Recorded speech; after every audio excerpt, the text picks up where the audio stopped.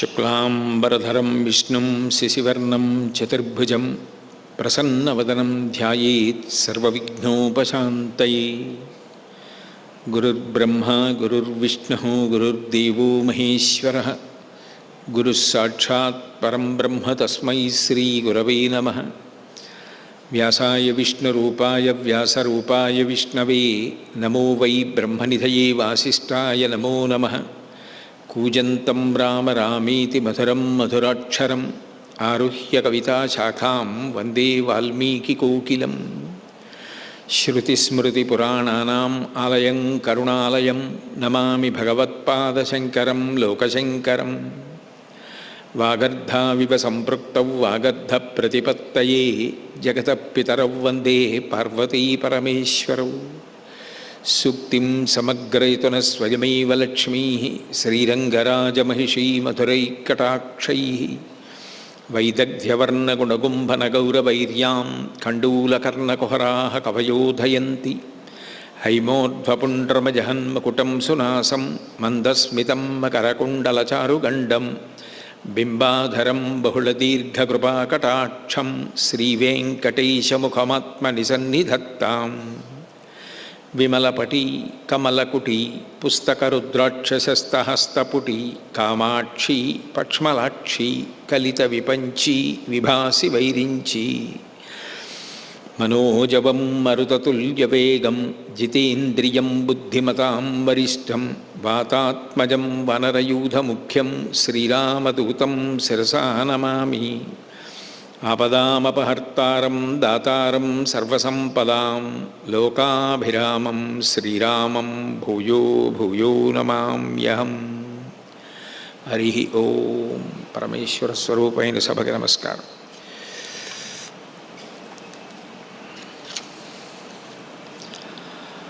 అత్రి మహర్షి దగ్గర అనసూయమ్మ దగ్గర వీడ్కోలు తీసుకున్నటువంటి రామచంద్రమూర్తి సీతాలక్ష్మణులతో కలిసి దండకారణ్య ప్రవేశం చేశారు.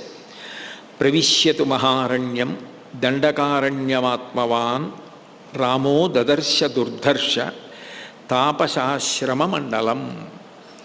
ఆ అరణ్యంలో ప్రవేశించి అనేక మంది తపస్సు చేసేటటువంటి ఋషుల యొక్క సమూహములను దర్శనం చేస్తున్నారు.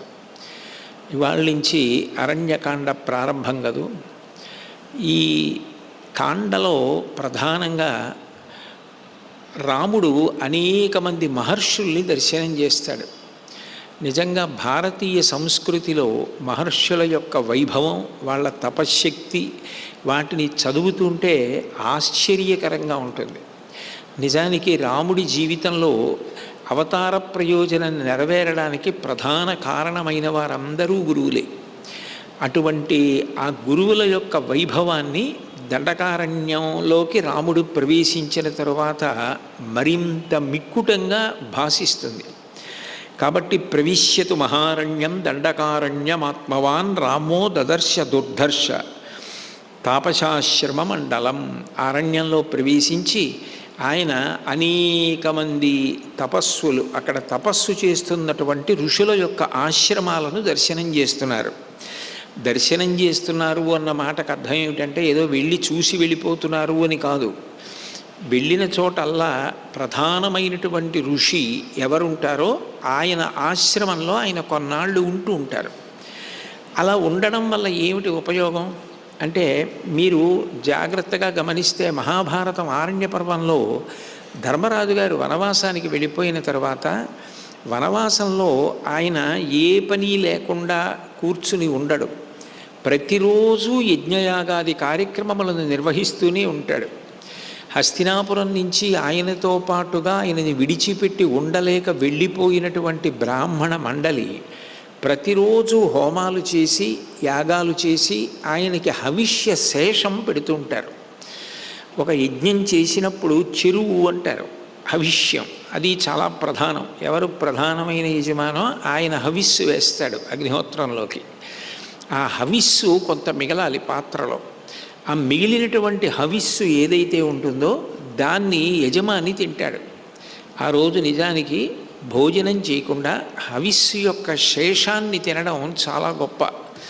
ధర్మరాజు గారు అంత గొప్పగా అక్కడ అరణ్యవాసం చేసిన నాళ్ళు ఆ హవిష్య శేషం తిన్న కారణం చేతనే అంతటి తేజోవంతుడై కురుక్షేత్రంలో భీష్మద్రోణాది వీరులను ఎదుర్కొని తన వారికి విజయాన్ని కట్టబెట్టగలిగాడు. అంటే యజ్ఞశేషం తినడం అంత గొప్ప విషయం.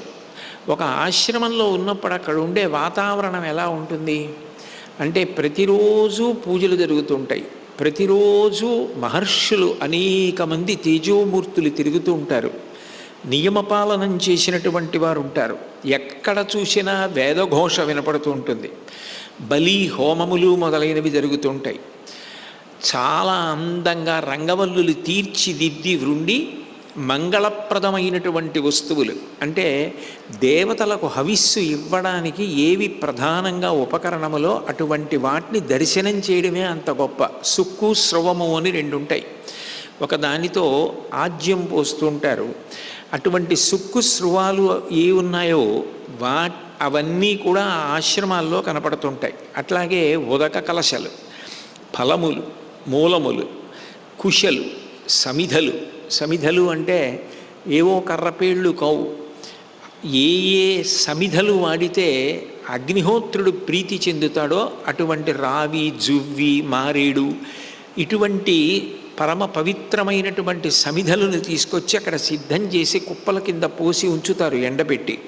కాబట్టి సమిధలు, పద్మలతలు, అప్పటికప్పుడు చైతన్య కుసుమప్రియ కదూ, ఆ లతల నుంచి పువ్వులను అప్పటికప్పుడు కోసి మాలికలు చేయడం, అప్పటికప్పుడు కోసి తీసుకొచ్చి అర్చన చేయడం అంత గొప్ప విషయం. అందుకే ఎక్కడైనా పూజలు బాగా జరిగే చోట పూల తోట పెంచడం కూడా అంత గొప్ప విషయం. పూల తోట పెంచితే దండ కట్టిన వాళ్ళు ఒక్కళ్ళు, దండ వేసిన వాళ్ళు కాదు తరించేది.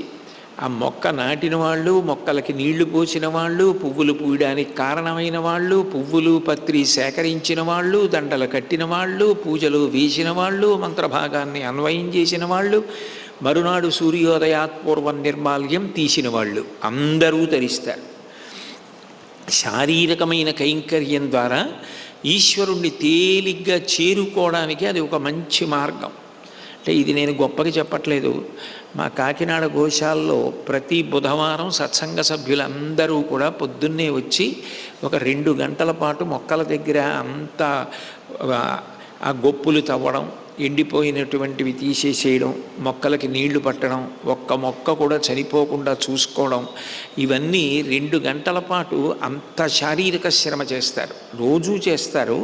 బుధవారం నాడు ఉదయం వేళ కార్యక్రమాలన్నీ రద్దయిపోతాయి. అయిపోయి ఆ రోజునంతా కూడా తోటని రక్షించుకుంటాం. అందుకే ఏదైనా ఉత్సవం వచ్చింది అంటే మా దగ్గర కోసే పువ్వులే చాలు, తట్టల తట్టల పువ్వులు వస్తాయి, రంగురంగుల పువ్వులు. అంత బాగా మాలికలు కడతారు.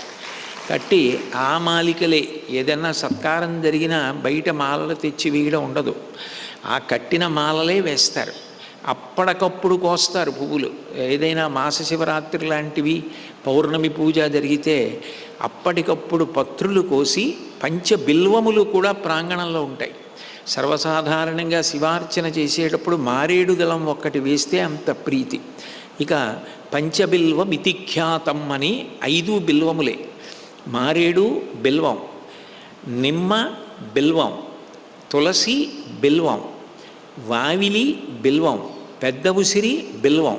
ఈ 5 ప్రదోషంలో శివార్చన చెయ్యగలిగితే అంతకన్నా అదృష్టం ఉండదు.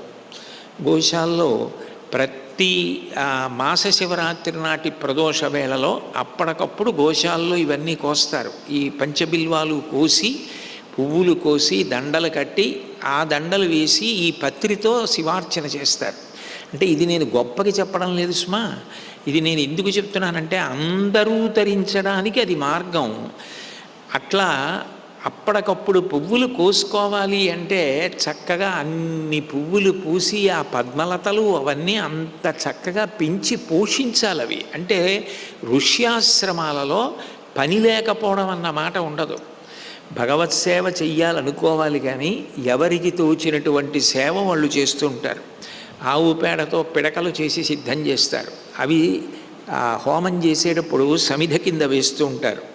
కాబట్టి ఎక్కడ చూసినా కాయలు, పళ్ళు, ఇవన్నీ చూస్తే రాముడికి బ్రహ్మలోకాన్ని చూసినంత ఆనందం కలిగింది. ఆయా ఆశ్రమాలకి వెళ్ళినప్పుడు ఋషులు ఆయనకి స్వాగతం పలికి పర్ణశాలలో కూర్చోపెట్టి అర్ఘ్యపాద్యాదులు ఇచ్చి ఆయనని గౌరవించారు. ఇక్కడ గమనించవలసిన విషయం ఏమిటంటే, రాముడు దండకారణ్యంలోకి ప్రవేశించిన తరువాత దాదాపు 10 సంవత్సరములు ఋషుల యొక్క ఆశ్రమాల చుట్టూ తిరుగుతూనే ఉన్నాడు. 10 సంవత్సరములు ఆశ్రమవాసం చేస్తూనే ఉన్నాడు. అంటే ప్రతిరోజు ఆశ్రమాల్లో తాపసుల దగ్గర ఏముంటుంది? యజ్ఞయాగాది క్రతువులు జరుగుతుంటాయి. వాళ్లతో పాటుగా రాముడు ఏది తినాలి?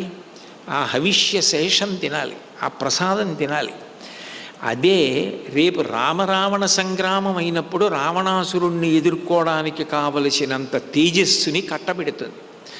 అందుకని అరణ్యవాసం రాముడు చెయ్యడం 14 సంవత్సరములు చెయ్యాలి అని కైకమ్మ నోటి వెంట రావడం, రాముణ్ణి నరుడిగా వచ్చాడు కాబట్టి రావణ సంహారం చెయ్యడానికి కావలసినంత శక్తి సంతరించుకోవాలి అంటే, అంత తేజస్సు కలగాలి అంటే దానికి విశ్వామిత్రుడు అన్ని అస్త్రములనివ్వాలి.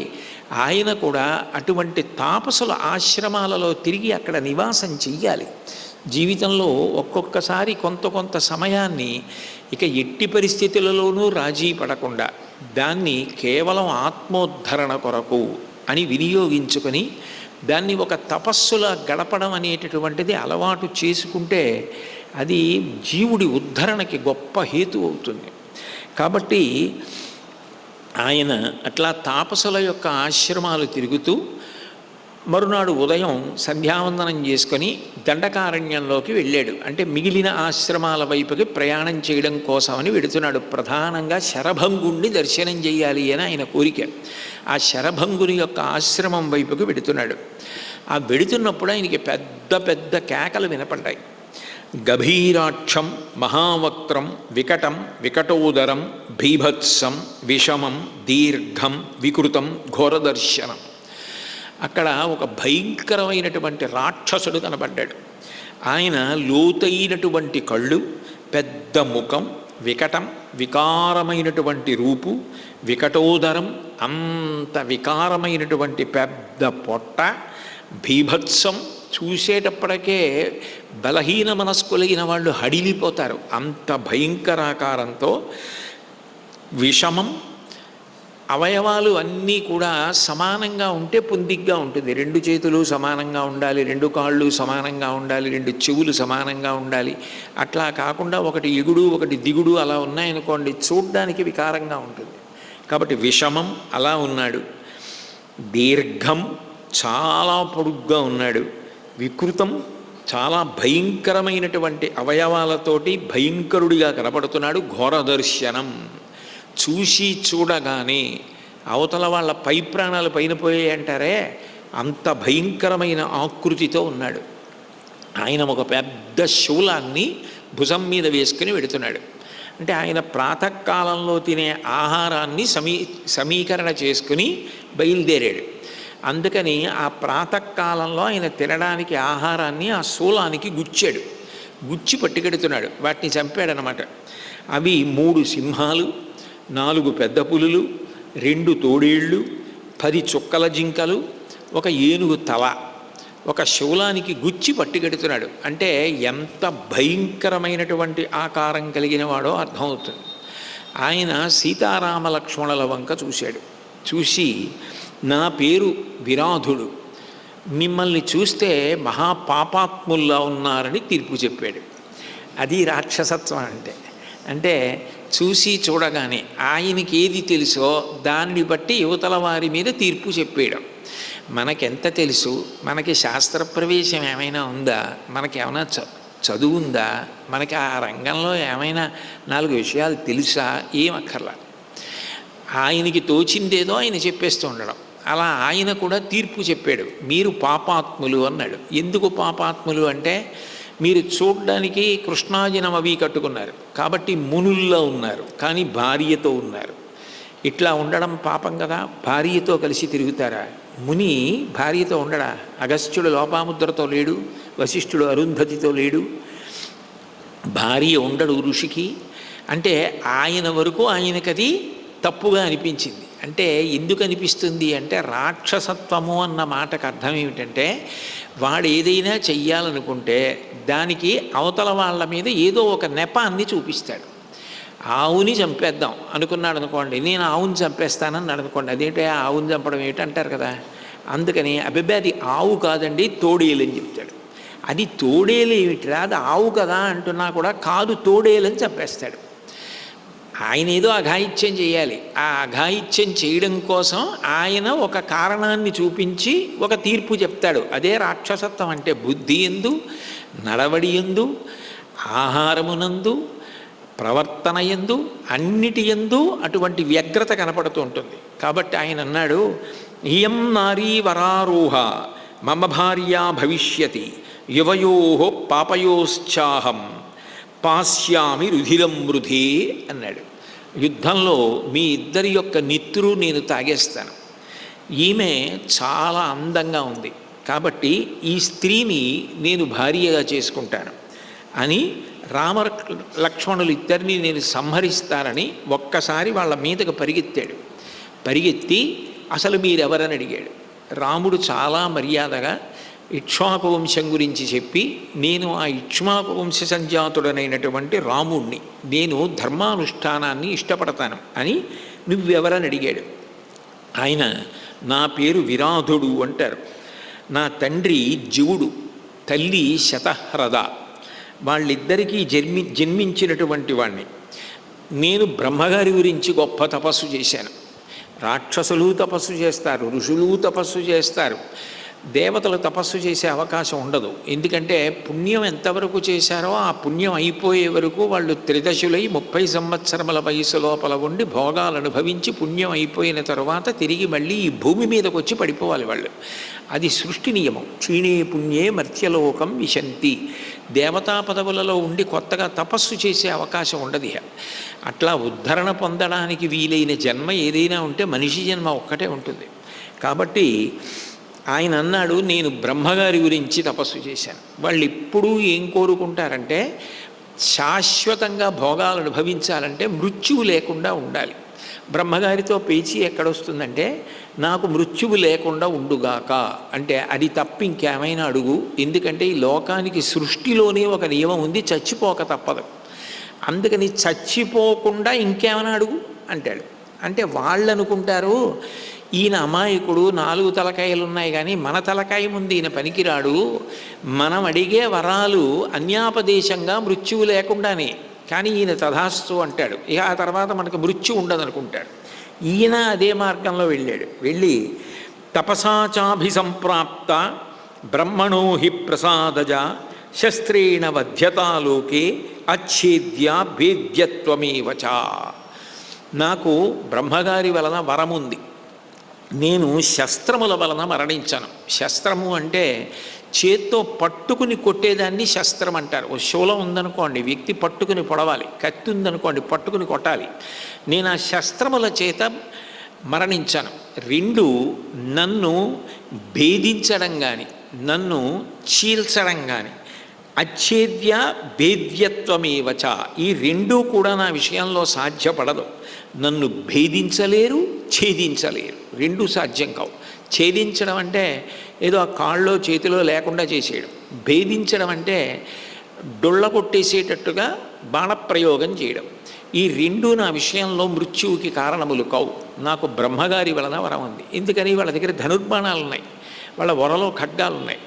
కాబట్టి మీరు నన్ను ఏమైనా చేయగలరని అనుకుంటున్నారేమో, నాకు బ్రహ్మగారి వరం ఉంది. కాబట్టి మీరు నన్ను ఏం చేయలేరు. మీకు ఇప్పటికైనా నా సంగతి అర్థమైతే ఈ స్త్రీని వదిలిపెట్టి మీ ఇద్దరు యథేచ్ఛగా పారిపోండి, నేను మిమ్మల్ని వదిలిపెట్టేస్తాను అన్నాడు. అంటే రామలక్ష్మణులు బెదరకుండా నిలబడ్డారు. ఆయన శూలాన్ని ప్రయోగించాడు. రాముడు 2 బాణములు ప్రయోగించి ఆ శూలాన్ని ముక్కలు చేసేశాడు. కోపం వచ్చి ఈ రాక్షసుడు రామలక్ష్మణులు ఇద్దరినీ ఎత్తుకుని తన భుజాల మీద కూర్చోపెట్టుకుని అరణ్యంలోకి పరుగు తీస్తున్నాడు. బహుశా ఆయన ఉద్దేశం ఏంటంటే కొంచెం లోపలికి తీసుకెళ్ళి ఏదో వాళ్ళిద్దరినీ చంపేయాలని కోరిక. తీసుకెడుతుంటే భేదించడం ఛేదించడం కుదరదు కదా, కత్తితో నరికేయలేరు చేతుల్ని. అందుకని రాముడు తన బలాన్ని, లక్ష్మణుడు తన బలాన్ని ఉపయోగించి రాముడు కుడి భుజాన్ని, లక్ష్మణుడు ఎడం భుజాన్ని విరిచేశారు. ఇప్పుడు విరిచేయడానికి బ్రహ్మగారి వరం అడ్డురాదుగా. ఛేదించలేరు, భేదించలేరు, కానీ విరిచేయడానికి ఇబ్బంది ఉంది. అంటే ఇందులో గమనించవలసింది ఏమిటంటే, బుద్ధి బాగా పనిచెయ్యాలి అంటే అకస్మాత్తుగా ఆపద వచ్చినప్పుడు ఆ ఆపద చేత డగ్గుత్తికని, ఉత్కంఠని పొందకుండా ధైర్యముగా నిలబడి ఆలోచించగలిగిన వాడెవరో వాడే ఆపదలో ధైర్య గుణము చేత గట్టెక్కుతాడు. ఆ ధీరత్వం ఉండడం సజ్జన లక్షణం. భర్తృహరి సుభాషితం చెప్తూ, ఆపదలందు ధైర్య గుణ మంచిత సంపదలందు దాల్మియును భూపసభాంతరాళమున పుష్కళవాక్చతురత్వము ఆజి బాహాపటు శక్తియును యశమునందనురక్తియు ప్రకృతి సిద్ధగుణంబులు సజ్జనాళికిందంటాడు. ఆపద వచ్చినప్పుడు ధైర్యంగా ఉండడం, నైరాస్యానికి లోనైపోకుండా ఆలోచించి నిర్ణయం తీసుకోగలగడం సజ్జనుల యొక్క లక్షణం. అందుకే రాముడు ఏ విధమైన భీతిని పొందకుండా ఆలోచించి ఆ చేతులు రెండూ కూడా విరిచేశారు. విరిచేసిన తర్వాత ఈయన మీద శస్త్రప్రయోగం చేసి లాభం లేదు, ఈయనని ఛేదించి చంపలేం, కానీ వీడు విపరీతమైన బాధ పొందేటట్లు చెయ్యాలి అని అంత బాధపడేటట్టుగా ఒక బాణాన్ని ప్రయోగించాడు. ఆ బాణం వక్షస్థలంలో దూరి ఉన్న కారణం చేత వాడు విపరీతమైన నొప్పికి లోనై భూమి మీద పడ్డాడు. శరీరాన్ని ఛేదించలేరు, కానీ అది మర్మస్థానానికి తగిలినప్పుడు ఆ నొప్పి ఎక్కడికి పోదు. ఆ బాణపు ములుకుండిపోయిందనుకోండి, అది తీసే వరకు మరణించడు కూడా, అంత బాధ. కాబట్టి ఇప్పుడు ఆయన బాధపడుతున్నాడు. ఇతన్ని మనం కత్తుల చేత, శూలాల చేత చంపలేం లక్ష్మణ. కాబట్టి కింద పడేసి ఇద్దరం మన యొక్క పిడిగుద్దుల చేత, పాదముల చేత ఎక్కి తొక్కేసి నజ్జు నజ్జు చేసేద్దాం శరీరాన్ని అని రామలక్ష్మణులు ఇద్దరూ కలిసి వాళ్ళ యొక్క పిడిగుద్దులతో, బాహువులతో, చేతులతో గుద్ది గుద్ది ఇంకా లేవడానికి వీలు లేకుండా చేసేశారు. చేసేసిన తర్వాత ఇంకా వీడిని పూర్తిగా చనిపోయేటట్టు చెయ్యాలి అంటే ఏమిటి మార్గం అంటే, రాముడు అన్నాడు, లక్ష్మణ వీడిని కింద పారేసి నేను వీడి కంఠం మీద పాదం పెట్టి తొక్కి పెట్టి ఉంచుతాను, వీడు లేవలేడు. ఎందుకంటే మనం కొట్టిన దెబ్బలకి, మనం గుద్దినటువంటి గుద్దులకి వీడి శరీరము చూర్ణమైపోయి బడలిపోయి పడిపోయాడు. కాబట్టి కంఠం మీద అదిమి పెట్టి ఉంచుతాను, నువ్వు త్వరగా గొయ్యి తీ, వీడి శరీరాన్ని ఆ గోతిలోకి దొల్లించి మట్టి కప్పేద్దాం, వీడికి ఊపిరాడక చనిపోతాడు. అది వరంలోకి రాదుగా. వీడినేమి మనం శస్త్రంతో కొట్టట్లేగా, గోతిలో పెట్టి పూర్తి చేస్తే కూడా చావకుండా ఎలా ఉంటాడు? కాబట్టి వీడికి పోరి గోతిలో పడేసిన తర్వాత పైకి రావడానికి ఏమైనా చేస్తాడా అంటే రెండు చేతులు విరిగిపోయాయి. కాబట్టి చేతులతో ఏం చేయలేడు, కాళ్ళు కదలటం లేదు, ఎందుకనంటే మర్దించేశాం. కాబట్టి గోతులో తోసేద్దాం అన్నాడు. అని లక్ష్మణస్వామి పెద్ద గొయ్యి తవ్వుతున్నాడు. తవ్వుతుంటే రామపాద స్పర్శ కంఠం మీద తగిలింది కదూ. రామబాణ ప్రయోగము వలన అంత ఖేదంతో ఉన్నాడు. అంటే మృత్యువునకు రాముడు కారణమయ్యాడు. ఇప్పుడు ఆయనకి అర్థమైంది, ఏదైనా రామపాదమే, ఏ కారణం చేత అది తగలనివ్వండి, దాని శక్తి దానికి ఉంటుంది. భాగవతంలో ధర్మరాజు గారితో నారదుడు మాట్లాడుతూ ఒక మాట అంటాడు, కామోత్కంఠత గోపికల్ భయమునన్ కంసుండు వైరక్రియా సామగ్రించి శుపాల ముఖ్య నృపతుల్ సంబంధులై వృష్ణులున్ ప్రేమన్ మీరలు భక్తి మేము ఇది చక్రింగంటి మెట్లైనను ధామ ధ్యాన గరిష్ఠులైన హరిచందన్ వచ్చు ధాత్రీశ్వర అంటాడు. ఏ భావనతో పట్టుకున్నా భగవంతుణ్ణి పట్టుకున్నది నిజమైతే ఆయన అనుగ్రహం తప్పకుండా ఉంటుంది. కాబట్టి రామపాదం అంతసేపు కంఠం మీద పెట్టి ఉంది. పెట్టి ఉండగానే ఇక మృత్యువు దగ్గర పడుతోందనగా ఆయనకి పూర్వజన్మ స్మృతి కలిగి రాముణ్ణి ఉద్దేశించి మాట్లాడాడు. కౌసల్యా సుప్రజాస్తాత రామస్త్వం విదితోమయ వైదేహీ చ మహాభాగ లక్ష్మణశ్చ మహాయశాః. నాకు అర్థమైందయా, నువ్వు కౌసల్యాపుత్రుడవైనటువంటి రామచంద్రుడివి, నీ పక్కన ఉన్న సోదరుడు లక్ష్మణస్వామి, ఆ తల్లి వైదేహి, మహాకీర్తివంతురాలు సీతమ్మ. కాబట్టి మీ ముగ్గురు ఎవరో ఇప్పుడు నాకు అర్థమైంది. నేను కుబేరుడి దగ్గర సేవ చేసేటటువంటి ఒక గంధర్వుణ్ణి. ఒకప్పుడు రంభయందు అనురక్తుడనై కుబేరుడు పిలిచినా కూడా వెళ్లకుండా విలంబనం చేశాను. కుబేరుడికి ఆగ్రహం కలిగి రాక్షసుడవై భూమి మీద పుట్టమని నాకు శాపవాక్కు ఇచ్చాడు. ఆ కారణం చేత నేను రాక్షసుడిగా పుట్టాను. నేను శాపావకాశం అడిగితే దశరథ కుమారుడు రాముడిగా శ్రీ మహావిష్ణువు వస్తారు. ఆ రాముడి చేతిలో నువ్వు మరణించినప్పుడు నీకు శాప విమోచనం కలుగుతుంది అన్నాడు. అందుకని రామ, నాకు ఇప్పుడు అర్థమైంది, నువ్వు రాముడివి, దశరథ కుమారుడివి. నీ కారణంగా నేను మరణిస్తున్నాను కాబట్టి నాకు శాప విమోచనం అవుతోంది. నీకు నమస్కారం, నా పేరు తుంబురుడు అని చెప్పి ఆయన అన్నాడు, అవటేయే నిధీయంతే తేషాం లోకాహ సనాతనాహ. నువ్వు నన్ను గోతిలో పాతి పెట్టేస్తాను అంటున్నావు.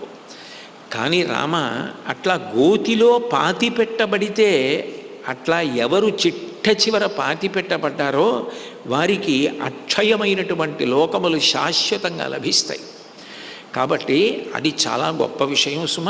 అందుకే ఇప్పటికీ సన్యాసాశ్రమ స్వీకారం చేస్తారే వాళ్ళకి అగ్నిస్పర్శ ఉండదు. వాళ్ళు అగ్ని ముట్టుకోరు. అగ్ని ముట్టుకుని వాళ్ళంతటా వాళ్ళు వంట చేసుకోరు. ఎంతసేపు కూడా భిక్షాటన చేస్తారు. రెండు వారి కొరకు అని వారికి కర్మ ఉండదు. అందుకు వారు కనపడగానే నకర్మణ న ప్రజయాధనీ న త్యాగీ నైకే అమృతత్వమానసు పరీణనాకం నిహితం గుహాయాం విభ్రాజతే తద్యతయో విశంతి తే బ్రహ్మలోకేషు పరాంతకాలే పరామృతాత్తరిముచ్యంతి సర్వే దహరం విపాపం పరమేశ్వభూతం యత్పుండరీకం పురమధ్య సగ్గస్తం తత్రాపి దహ్రం గగనం విశోకస్తస్మిన్ యదంతస్యదుపాసితవ్యం యో వేదాదౌ స్వర ప్రోక్తో వేదాంతే చ ప్రతిష్ఠితః తస్య ప్రకృతిలీనస్య యత్పరః స మహేశ్వరః అన్న మంత్రం చెప్తారు. న కర్మణా న ప్రజయా ధనీన త్యాగేనైకే అమృతత్వమానసో. వాళ్ళకి అని సంతానం, కుటుంబం, నావారు ఏమీ ఉండదు. కాబట్టి లోకమంతటి కొరకు వారు అభయాన్నిచ్చి చిరిస్తుంటారు. ప్రేషమంత్రములను ఉంటాయి సన్యాసం స్వీకరించినప్పుడు, నా వలన ఎవ్వరికి భయము కలగకుండుగాక అని. అందుకని వారు ఎవ్వరు భయపడేటట్లుగానూ ప్రవర్తించరు.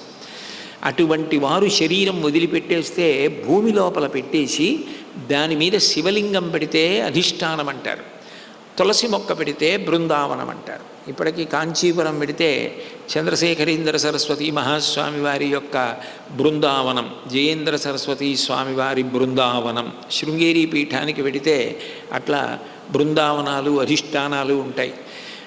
అరుణాచలం పెడితే భగవాన్ రమణుల యొక్క అధిష్టానం, దాని మీద శివలింగం ఉంటుంది. అట్లా శివలింగాన్ని కానీ తులసి మొక్కని కానీ ఉంచుతారు. కాబట్టి ఆ విరాధుడన్నాడు, అవటేయే నిధీయంతే తేషాం లోకాహ సనాతనాహ. అట్లా గోతిలో పాతి పెట్టబడిన వారెవరున్నారో వారికి శాశ్వత లోకములు కలుగుతాయి. కాబట్టి రామ, నువ్వు నాకు మహోపకారమే చేస్తున్నావు, నన్ను అట్లా పూజ చేయమన్నాడు. కానీ ఎంతైనా మృత్యువే కదూ. ఆ గోతిలో తోసేసి మట్టి కప్పేస్తూ ఉంటే పెద్ద పెద్ద అరుపులు అరిచాడు. క్రమక్రమంగా అరుపులు ఆగిపోయి ఆయన మృత్యువుని పొందాడు. తర్వాత నిజానికి మృత్యువుతో పాటుగా శాపావకాశం కూడా కలిగింది. గంధర్వుడైపోయాడు. మళ్ళీ తాను చేరవలసినటువంటి ఆ యక్షలోకానికి వెళ్ళిపోయి కుబేరుణ్ణి సేవించాడు. బయలుదేరి సీతారామ లక్ష్మణులు ముగ్గురు కూడా శరభంగుడి దర్శనం చేయడం కోసమని ఆయన ఆశ్రమం వైపుకి వెడుతున్నారు. దూరంగా ఆశ్రమం కనపడింది. ఆ ఆశ్రమం అంత దూరంలో ఉంది అనగానే రాముడికి ఒక విచిత్రమైనటువంటి సన్నివేశం కనపడింది. వెంటనే సీతాలక్ష్మణుల్ని మీరు ఇట్లా ఆగిపోండని రాముడు అది చూపిస్తూ మాట్లాడాడు. శాబ్దిక ప్రత్యక్ష ప్రసారం చేస్తారు వాల్మీకి మహర్షి. అందుకే రామాయణం చదివినట్లుండదు, రామాయణం చదువుతుంటే రామాయణం చూస్తున్నట్లుంటుంది. అంత గొప్పగా రచించారు. విభ్రాజమానం వపుష సూర్య వైశ్వానర ప్రభం. లక్ష్మణ చూసావా, సీత చూసావా, అదిగో ఆ రథం మీద ఒక ఆయన కూర్చొని ఉన్నాడు. ఆయన విశేషమైన ప్రకాశంతో ఉన్నాడు. సూర్యుడు అగ్ని వీళ్ళకి ఎటువంటి కాంతి ఉంటుందో అటువంటి కాంతితో ఉన్నాడు. రథ ప్రవరమారూఢం ఆకాశే విభుదానుగం, చాలా శ్రేష్టమైనటువంటి రథం మీద కూర్చుని ఉన్నాడు. ఆయన వెనక దేవతలందరూ కూడా నిలబడి ఉన్నారు. అసంస్పృశం తం వసుధాం దదర్శ విభుదేశ్వరం. జాగ్రత్తగా పరిశీలించు, ఆ రథం భూమికి తగలటం లేదు. తగలకుండా భూమి కన్నా పైన నిలబడి ఉంది. బహుశः అది ఇంద్రుడి యొక్క రథం. అందులో కూర్చుని ఉన్నవాడు దేవేంద్రుడు. సంప్రభాభరణం దేవం విరజోంబరధారిణం.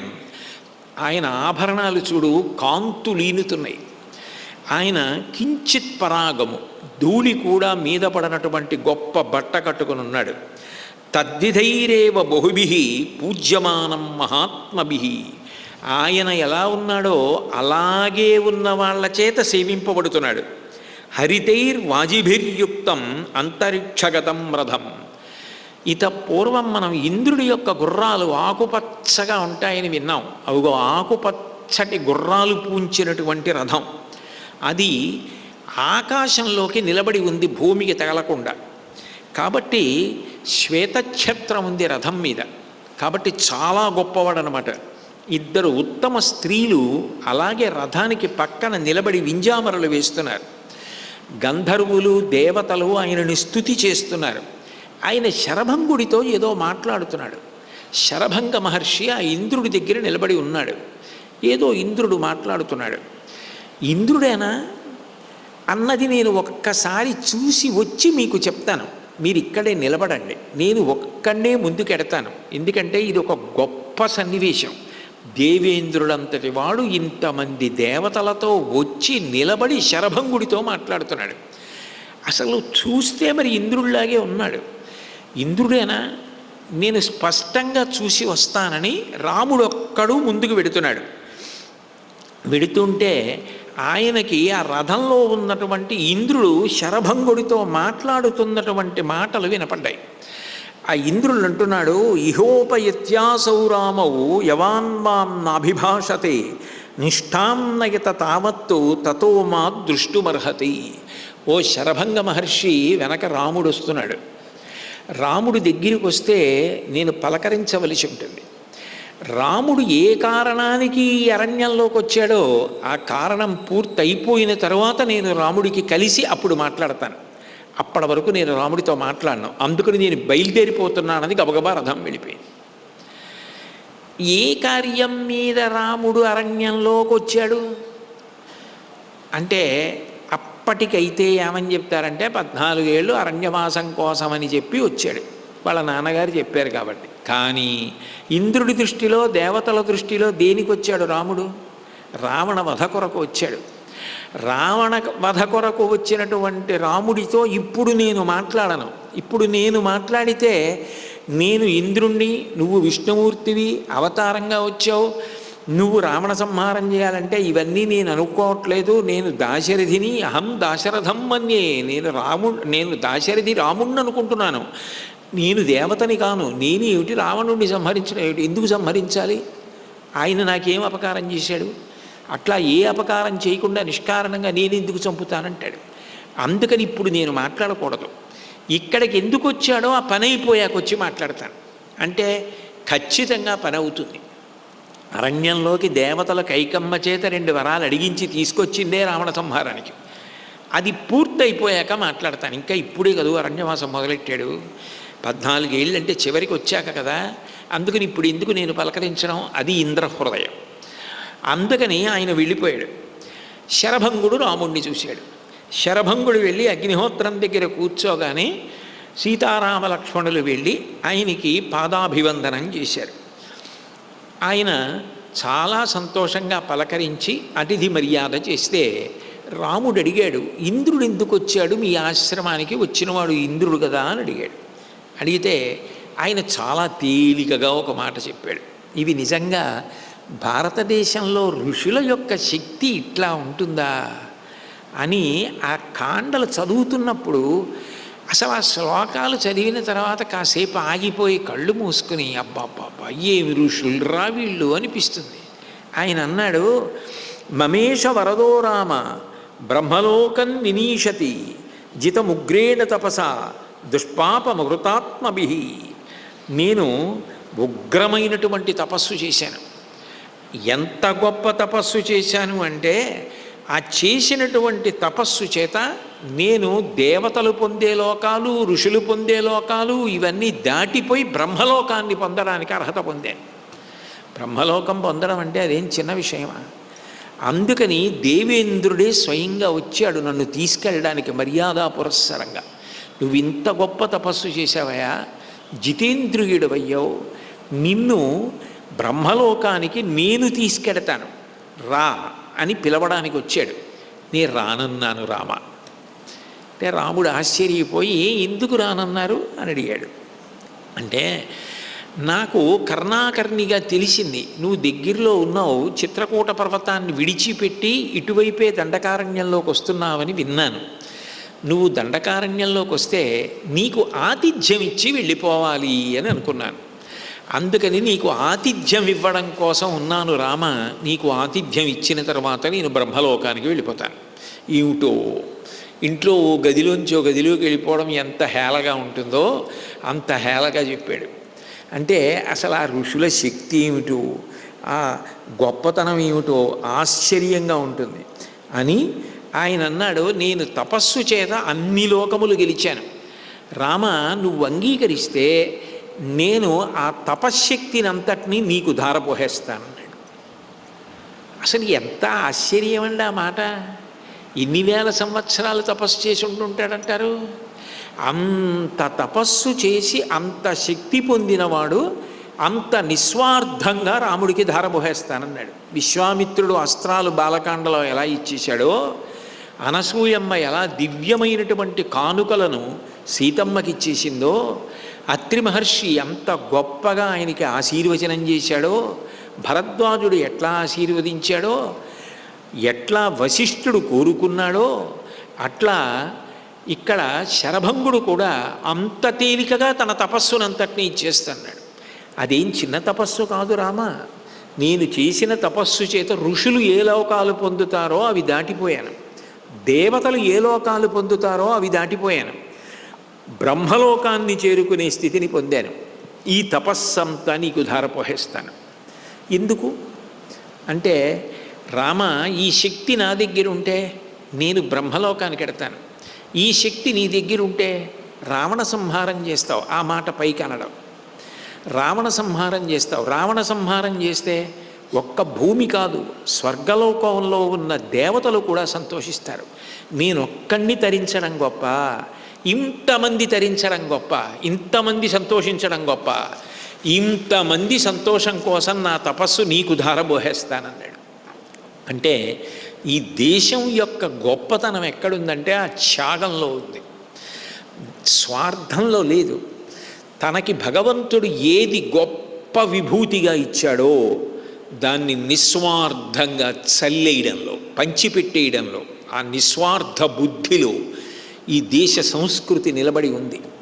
కాబట్టి నేను నీకు ఇచ్చేస్తానన్నాడు.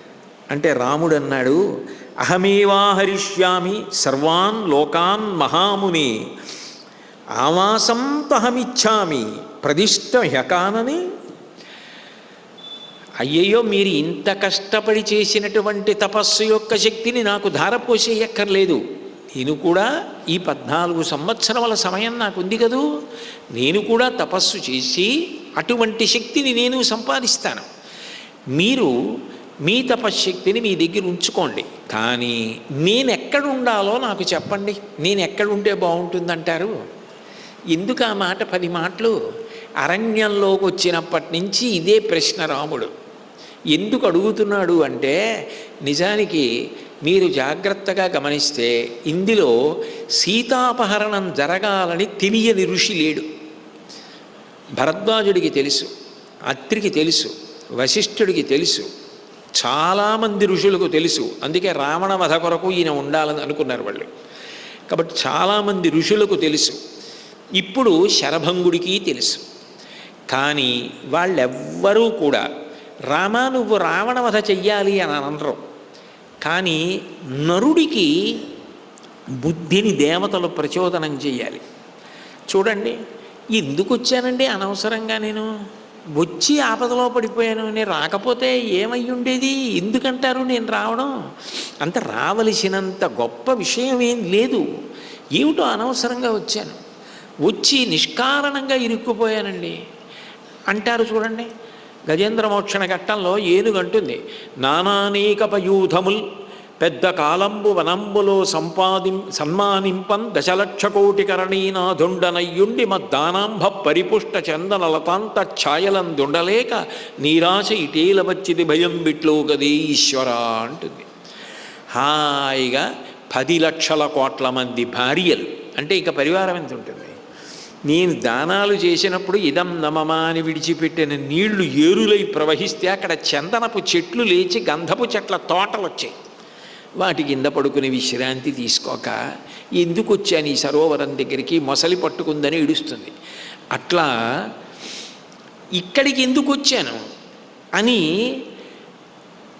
ఆయన తనంత తానుగా బాధపడవలసిన పరిస్థితి ఏర్పడకూడదు. కానీ రావణాసురుడు సీతాపహరణం చెయ్యడానికి వీలైన ప్రదేశం ఏది, ఎక్కడ రాముడుంటే సీతాపహరణం జరుగుతుంది, ఇది నిర్ణయం చేసేవాడోడు ఉండాలి. అదేం చిన్న విషయం కాదు. ఎందుకనంటే జాతకాన్ని బట్టి ముహూర్తం పెట్టవలసి వచ్చిందనుకోండి, జాతకం అంత సలక్షణంగా ఉందనుకోండి, దానికి ముహూర్తం పెట్టాలంటే కొంచెం పెద్ద తలకాయ దగ్గరికి వెళ్ళండి, మీ జాతకం అంత బాగుంది అంటారు. చూసారా, అట్లా రాముడి యొక్క అవతారం అది, సమయం అయిపోతోంది, సీతాపహరణం జరగాలి. ఇది చెప్పాలంటే ఎంత ప్రాజ్ఞుడైన వాడు ఉండాలి. సీతాపహరణంలో తేడా జరిగిందనుకోండి, రావణుడు దొరికాడనుకోండి సీతాపహరణం చేస్తూ కానీ సీతాపహరణం చెయ్యబోతూ కానీ చెయ్యగానే కానీ రాముడి కంట పడిపోయాడు అనుకోండి, అయిపోయింది రామాయణం. ఆ అపరాధం చాలు, చంపేస్తాడు రాముడు. కాబట్టి దొరకకుండా తీసుకెళ్ళిపోవాలి. నరుడిగా సీతమ్మ జాడ తెలియనట్టు రాముడు ఉండాలి. అప్పుడు హనుమ రావాలి. ఇంకా వారం రోజులు పోతే వస్తారు. అంటే కిష్కింధకాండకి రావాలి, అక్కడ వరకు వెళ్ళాలి ఆ కథ అంతా కూడా. కాబట్టి ఇది నిర్ణయించేవాడు ఉండాలి. ఇది తెలియకుండానే రాముడు అడుగుతున్నాడు, ఒక నరుడిగా అడుగుతున్నాడు, నేనెక్కడుండను అంటున్నాడు. బాహ్యంలో ఆ ప్రశ్నకి జవాబేమిటి? నేను 14 సంవత్సరములు ఉండాలి కదా, ఎక్కడ నేను ఉంటే ప్రశాంతంగా ఉంటుంది, ఎక్కడ నేను ఉంటే సంతోషంగా ఉంటాను? శరభంగుడు అన్నాడు, ఇది నేను కాదు, సుతీక్షణుడని పక్కనే వేరొక ఆశ్రమం ఉంది, మహానుభావుడు ప్రాజ్ఞుడు, ఆయన దగ్గరికి వెళ్ళి ఆయన అడుగు, ఆయన చెప్తాడు.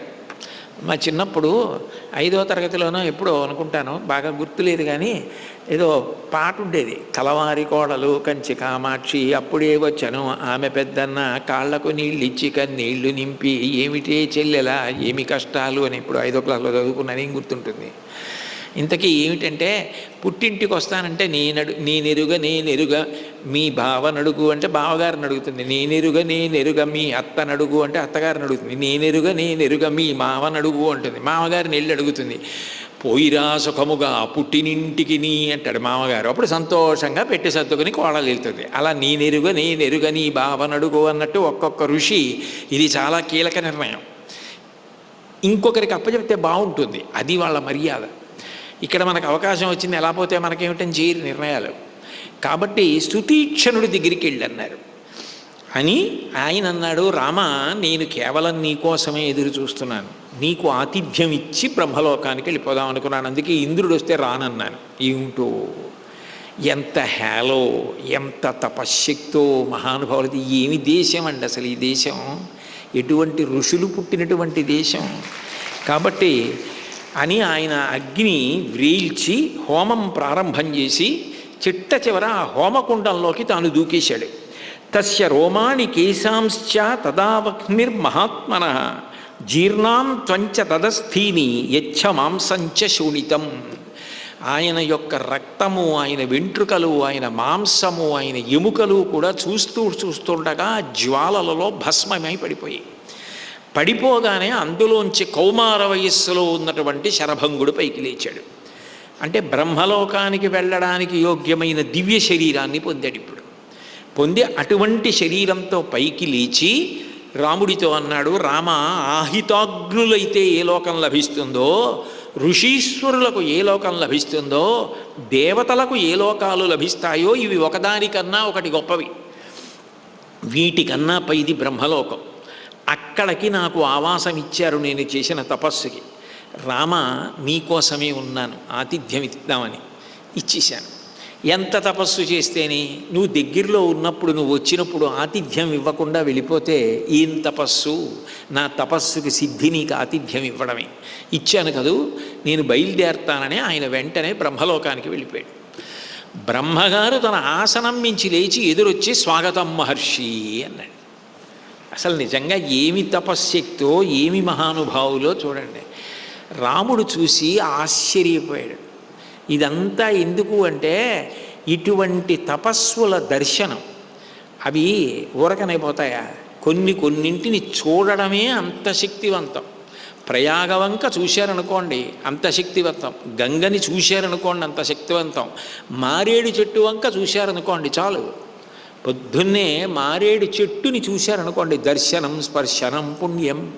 మారేడు చెట్టు వంక చూసినా, మారేడు చెట్టుని ముట్టుకున్నా అంత అదృష్టం. ఇంకా బెల్వంతో ప్రతిరోజు అర్చన చేయగలిగితే ఏ పూర్వజన్మలో ఏదో పెట్టి పుట్టాడు అనాలి, అంత అదృష్టం. కాబట్టి ఆయన ఆ ఋషుల వంక చూస్తున్నాడు. అబ్బా, ఏమిట్రా ఈ శక్తి! అటువంటి మహాపురుష దర్శనం ఎక్కడికి పోతుంది? ఆ తేజస్సు ఎక్కడికి పోతుంది? అటువంటి ఆశ్రమాల్లో నివసించిన పుణ్యం ఎక్కడికి పోతుంది?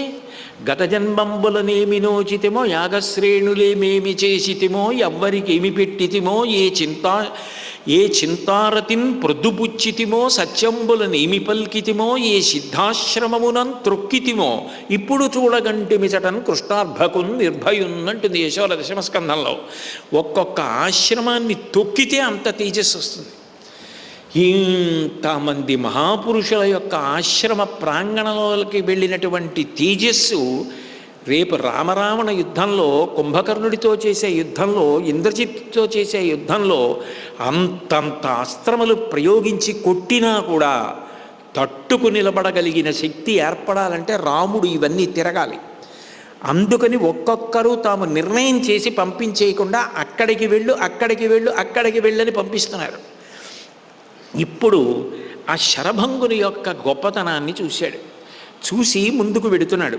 ఆ సుతీక్షణుని యొక్క ఆశ్రమాన్ని దర్శనం చేద్దామని వెంటనే అక్కడికి వైఖానసులు, వాలకిల్యులు, సంప్రక్షాళులు, కొంతమంది కేవలం ఆకులు తిని తపస్సు చేసేవారు, కొంతమంది రాతి మీద ధాన్యాన్ని నలిపి వచ్చిన గింజలు తిని తపస్సు చేసేవాళ్ళు, నీటిపై తేలుతూ కూర్చుని తపస్సు చేసేవాళ్ళు, ఇరుకుగా కూర్చుని తపస్సు చేసేవాళ్ళు.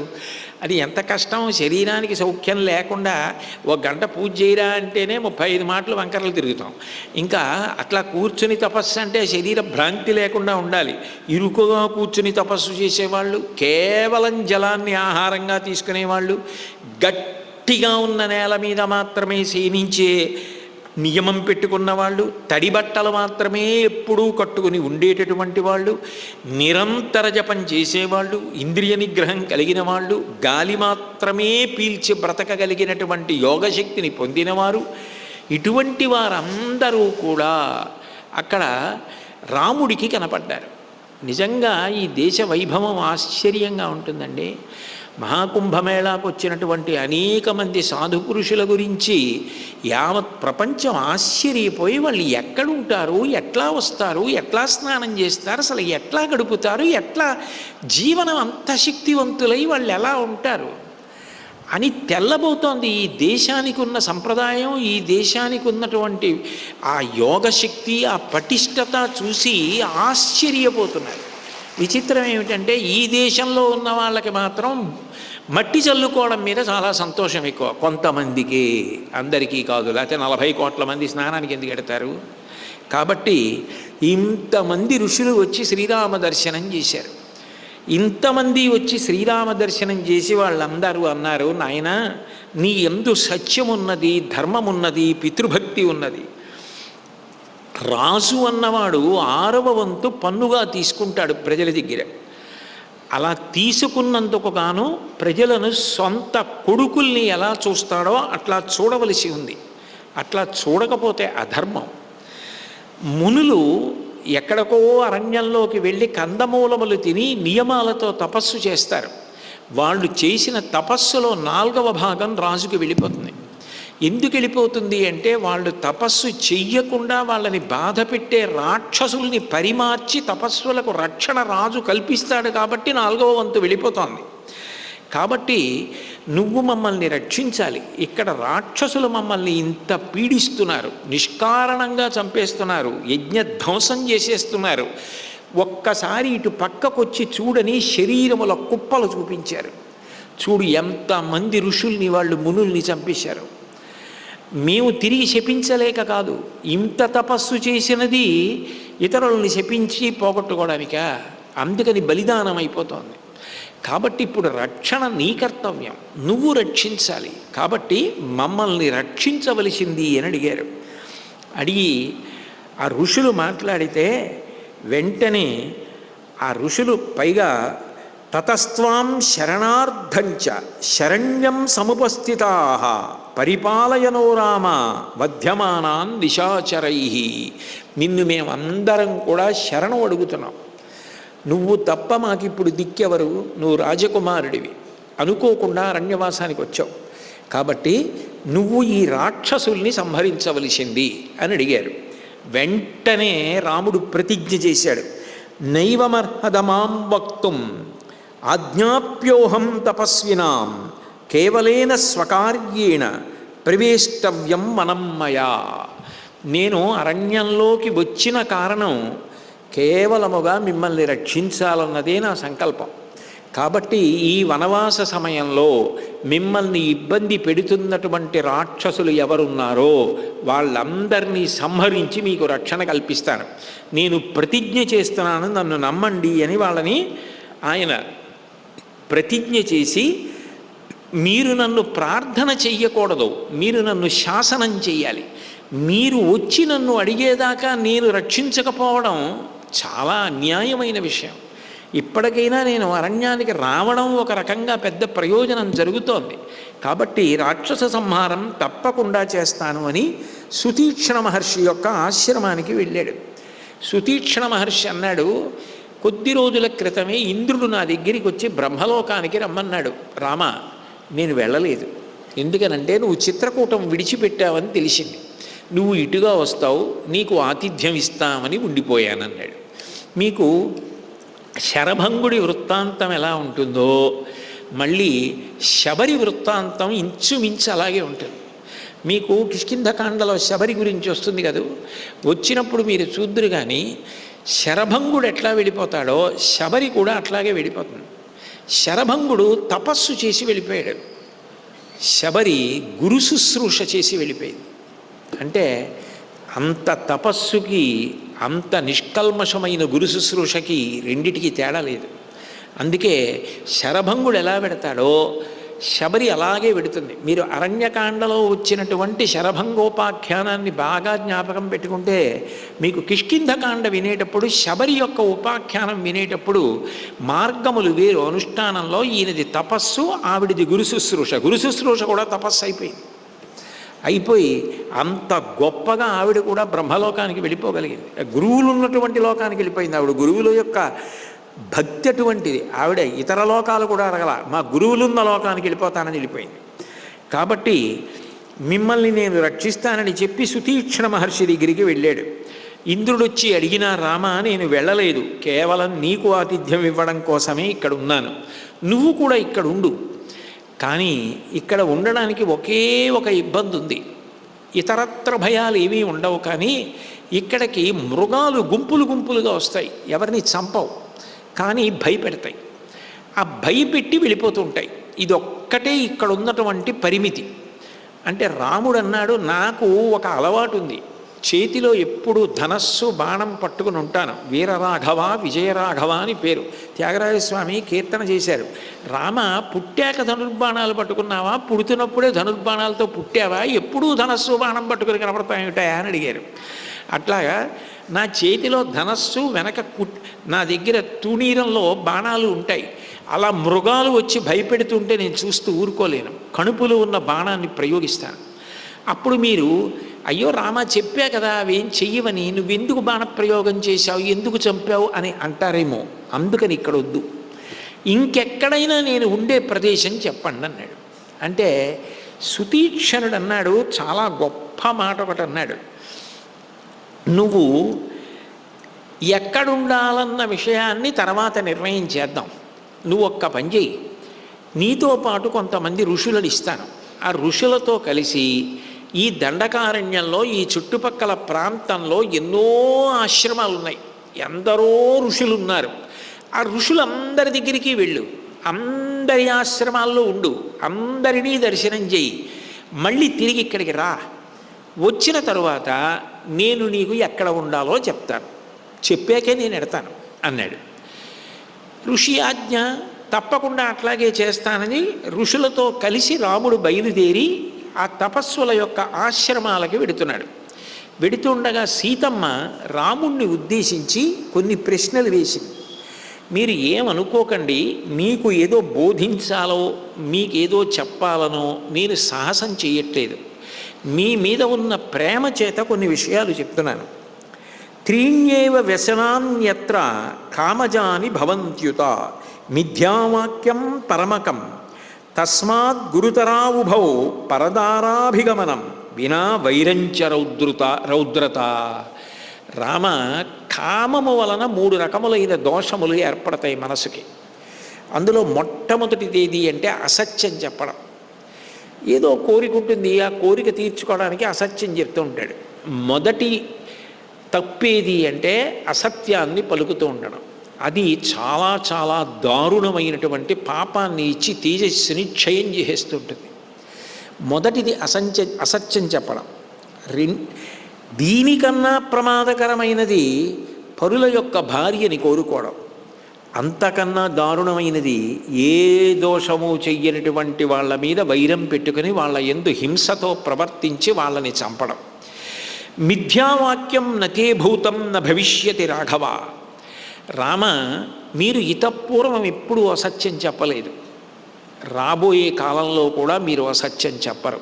ఎందుకనంటే మీకు సత్యమునందు ఎంత ప్రీతి ఉన్నదో నాకు తెలుసు. అరణ్యవాసంలో భరతుడితోనూ జాబాలితో మాట్లాడుతూ అంటాడు కదా, సత్యమేవేశ్వరో లోకే సత్యం పద్మాశ్రిత సదా సత్యమూలాని సర్వాణి సత్యాన్నాస్తి పరమం పదం అంటాడు. సత్యమే లక్ష్మీనివాస స్థానము. ఎక్కడ సత్యం మాట్లాడే వాళ్ళు ఉంటారో అక్కడ లక్ష్మి ఉంటుంది, అక్కడ సంతోషం ఉంటుంది, అక్కడ సంతృప్తి ఉంటుంది.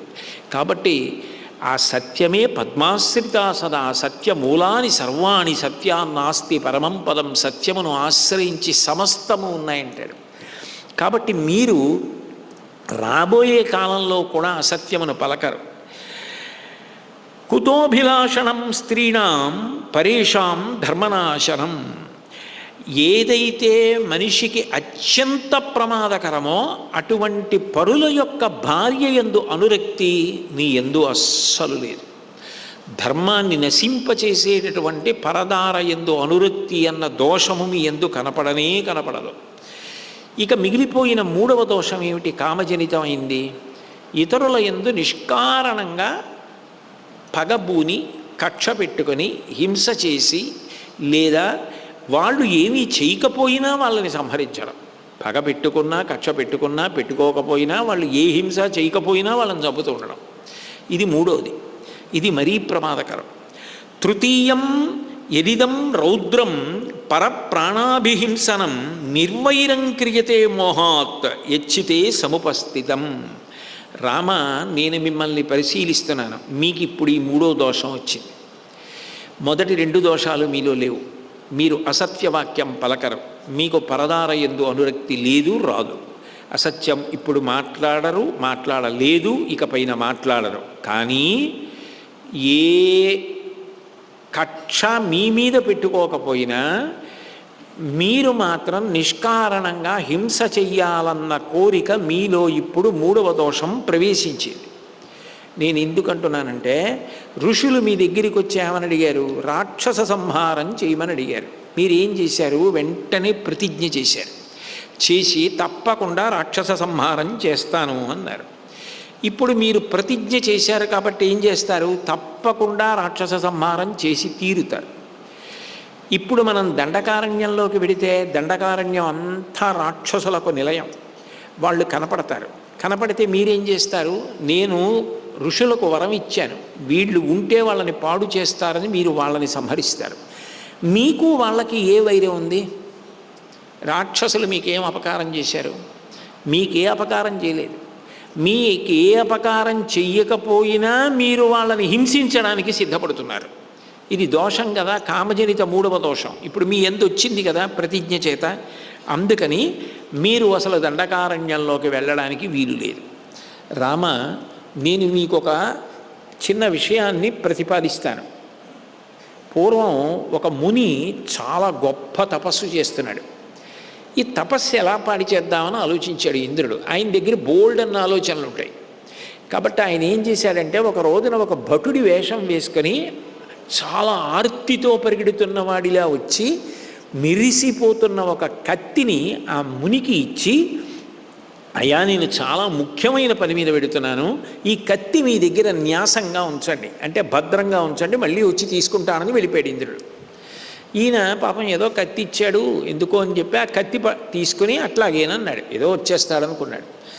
ఈ కత్తి దగ్గర జాగ్రత్తగా ఉంచుకోకపోతే మాట ఇచ్చాడు, మళ్ళీ ఆయన వచ్చి అడిగినప్పుడు తిరిగి ఇచ్చేయాలి కదా అని ఆ కత్తి మీద చెయ్యి వేసుకొని తపస్సు మొదలెట్టాడు. కత్తికి ఒక లక్షణం ఉంది, దానికి రజోగుణం. అందుకని మెల్లిగా కత్తి మీద చెయ్యేయడం, కత్తిని మెల్లిగా ముట్టుకుని అటు ఇటు తిప్పడం, దాని పదును చూడడం, దాన్ని చేతితో పట్టుకోవడం, దాన్ని అలా తిప్పడం ఇలా తిప్పడం, దాన్ని పెట్టి అది కొట్టడం ఇది కొట్టడం, కొమ్మ మీద కొట్టడం, ఆకులు కొట్టడం మొదలెట్టాడు.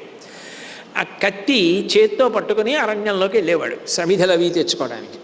ఆ వెళ్ళిన వాడు మెల్లిగా కత్తి పెట్టి దాన్ని దీన్ని చంపడం అలవాటు చేసుకున్నాడు. అలవాటు చేసుకున్నవాడు హింసా ప్రవృత్తికి అలవాటు పడి దారి దొంగతనాలు హత్యలు మొదలుపెట్టి సర్వనాశనం అయిపోయి పతనమైపోయాడు. ఒక్క కత్తెట్టుకున్నందుకు రామా ఒక ముని పాడైపోయాడు. మీరు ధనస్సు బాణం కత్తి 3 కూడా పెట్టుకుని అక్కర్లేని ప్రతిజ్ఞ చేసేశారు. కాబట్టి ఇప్పుడు ఎంత ప్రమాదం. దానికి తోడు దండకారణ్యంలోకి వెడితే మీకు బాగా అవకాశం ఎంత బాగా కలుగుతుందంటే, మంట పక్కకి ఎండుకర్రలు వేసినట్టు ఉంటుంది. మంట పక్కనే ఎండుకర్రలు వేసారనుకోండి, నాలిక చాపి అగ్నిహోత్రుడు అంటించేసి కాల్చేస్తాడు. మీకు అంత బాగా అవకాశం దొరుకుతుంది. ఎందుకంటే అక్కడ అంతా రాక్షసులే. ప్రతిజ్ఞ పేరు చెప్పి మీరు వాళ్ళని చంపడం మొదలెడతారు. వైరం ప్రబలిపోతుంది. ఎందుకు వచ్చిందంటారు? కాబట్టి అసలు ఇది వద్దే వద్దు. పైగా స్నేహాచ్చ బహుమానాచ్చ స్మరయేత్వాం నశిక్షయే. నేను మిమ్మల్ని ఏదో బాధ పెట్టాలని ఈ మాట అంటలేదు సుమా. నేను కేవలంగా మీ మీద ఉన్నటువంటి ప్రేమతో మాత్రమే ఈ మాట చెప్తున్నాను. కాబట్టి ఇది మీరు బాగా జ్ఞాపకం పెట్టుకోవాలి అని ఆవిడ ఒక మాట అంది. మీరు ధనస్సు ఎప్పుడూ పట్టుకుని మీకు వ్యక్తిగత వైరం ఉన్నా లేకపోయినా బలహీనుల్ని రక్షించడానికి ఇతర ప్రాణిని చంపడం అన్నది ఎప్పుడు చేయాలి? ఒక క్షత్రియుడుగా చేయాలి. క్షత్రియుడుగా క్షాత్రధర్మం ఎప్పుడు? మీరు సింహాసనం మీద కూర్చుని పరిపాలన చేసినప్పుడు. అది ఇప్పుడు 14 ఏళ్ళు అయిపోయి వెనక్కి వెళ్ళిపోయిన తర్వాత అరణ్యవాసం పూర్తయిపోయి మీరు సింహాసనం మీద కూర్చున్న తర్వాత రాజుగా క్షాత్రధర్మాన్ని అవలంబించండి. అప్పుడు ఎవరైనా బలహీనుండి ఒక బలవంతుడు బాధ పెడితే మీకు ఏ కక్షా కార్పణ్యం లేకపోయినా ఆయన్ని రక్షించాలి. కాబట్టి అప్పుడు మీరు ధనస్సు బాణం కత్తి ఇటువంటి వాడండి. అంతేగాని ఇప్పుడు ఇక్కడ మీరు ఎందుకు వచ్చారు? వానప్రస్థంగా వచ్చారు. వచ్చి మునిధర్మాన్ని అవలంబించవలసిన మీకు ధనస్సు బాణాలు కత్తి రాక్షసులు యుద్ధాలు ఇవన్నీ ఎందుకంటారు? కాబట్టి వద్దు అని అంది. అని ఆవిడంది, నకదంచన సాకార్య గృహీత ధనుషాత్వయ బుద్ధిర్వైరం వినా హంతుం రాక్షసాన్ దండకాశ్రితాన్ అపరాధం వినా హంతుం లోకాం వీరనకామయే. ఒక్కొక్కరు ఒక్కొక్క చోట స్థావరాన్ని ఏర్పరచుకుని ఉంటూ ఉంటారు. అది లోకంలో సహజం. ఒక రకమైనటువంటి వ్యక్తులందరూ ఓ చోట ఉంటారు. ఓ సంస్థలో పనిచేసే ఉద్యోగులందరూ ఓ చోట ఉండొచ్చు. అట్లా రాక్షసులందరూ దండకారణ్యంలో ఉంటారు. ఇప్పుడు మీరు దండకారణ్యంలోకి వెడితే వాళ్ళని చంపుతారు. వాళ్ళు ఏం చేశారు? వాళ్ళున్న చోటుకి మీరు వెళ్ళి వాళ్ళని చంపడం ఎందుకు అంటే, మీరు మీ ప్రతిజ్ఞ అంటారు. అసలు ఈ గొడవే లేకుండా ఉండాలంటే మీరు ప్రతిజ్ఞ చేసేసానంటున్నారు కాబట్టి అసలు దండకారణ్యానికి వెళ్ళొద్దు. మనం వెళ్ళకుంటే ఏ గొడవ లేదుగా. పైగా క్షత్రియాణం శౌరాణం స్వధర్మ నిరతాత్మనాం, మీ స్వధర్మం క్షత్రియుడిగా రక్షించడం అన్నది మీరు సింహాసనం మీద కూర్చుంటే ఇప్పుడు ఎక్కడి నుంచి వచ్చింది? ఎందుకు అసలు ఈ హింస? ఎందుకు ఈ రాక్షస సంహారం? వద్దు అందావిడ. అంటే పైగా అంది, ఎప్పుడు పట్టుకోవలసినది అప్పుడు పట్టుకుంటేనే ధర్మం. ధర్మం ఎప్పుడూ ఒక్కలా ఉండదు. ధర్మం నిరంతరం మారిపోతూ ఉంటుంది. ఒక్కొక్క క్షణంలో ఒక్కొక్కటి ధర్మం అవుతుంది. ప్రాతకాలంలో ఈశ్వరారాధన ధర్మం, పగటి వేళ ధనార్జన ధర్మం, మళ్ళీ ప్రదోషంలో ఈశ్వర సేవ ధర్మం, రాత్రి విశ్రాంతి భోగం ధర్మం. ధర్మం మారిపోతోంది కాలంలో, దేశంలో ధర్మం మారిపోతోంది. నువ్వు స్వగృహే అని సంకల్పం చెప్తే పూజ ఒకలా చేయాలి. కాదు వసతి గృహే, నేను ఎక్కడో ఏదో ఊరొచ్చాను, ఏదో చోట ఉన్నాను అంటే సంభవిద్భి ద్రవ్యై సంభవిద్భి ఉపచారై, ఆఖరికి నీ దగ్గర భగవన్మూర్తి లేకపోతే సూర్యనారాయణమూర్తిని చూస్తూ మానసిక ఉపచారాలు ఇంట్లో చేసేవి చేసే పూజలో 10వ వంతు పూజ చేసినా అంగీకారయోగ్యమే. నువ్వు స్వగృహే అని చెప్పి నీ సొంత ఇల్లు అయితే చేయవలసిందే పూజ, జాగ్రత్తగా చేయాలి. కాబట్టి మారలా, దేశాన్ని బట్టి మారింది. కాబట్టి మీరు ఇప్పుడు ఏ ధర్మం పట్టుకోవాలో అది పట్టుకోండి. మీరు మునిగా వేషం కట్టారు కాబట్టి మునిగానే బ్రతకండి. ధర్మాదర్థ ప్రభవతి, ధర్మాత్ ప్రభవే సుఖం, ధర్మేణ లభతే సర్వం, ధర్మసారమిదం జగత్. ఎవడు ధర్మాన్ని బాగా పట్టుకున్నాడో వాడికే సరి అయిన అర్థము లభిస్తుంది, భోగ సంపత్తి. దాని వలననే సుఖము కలుగుతుంది, దాని వలననే సర్వము కలుగుతుంది. కాబట్టి అసలు నిజానికి ఈ జగత్తే ధర్మసారం. ఎవడు ధర్మమును పాటించాడో వాడికి సమస్తము కలుగుతుంది. అయినా రామా, నీకు నేను ధర్మం చెప్పనా? సాహసం కదూ. మీకు నేను చెప్పగలిగిన దానిని కాను, కానీ మీ మీద ప్రేమతో చెప్పాను. మీ బుద్ధితో విచారించండి, మీ తమ్ముడితో సంప్రదించండి, ఏది బాగుంటుందంటే అట్లా చేయండి అన్న. అంటే రాముడు అన్నాడు, నువ్వు చాలా హితకరమైనటువంటి మాట, మంచి మాట, నా అభివృద్ధిని క్షేమాన్ని కోరి చెప్పావు. కానీ నేను కూడా చెప్తాను విను. నువ్వేం చెప్పావు? క్షాత్రధర్మం అని ఒకటి ఉంది, అది మీరు అయోధ్యకి వెళ్ళాక పాటిద్దురు కానీ అన్నావు. క్షాత్రధర్మము నాకు ఎప్పుడు వచ్చింది? నా పుట్టుక చేత వచ్చింది. నేను పుట్టడం నా ప్రమేయం, నా నిర్ణయం కాదు. నేను ఒక చోట పుట్టడం ఈశ్వరుని యొక్క శాసనం.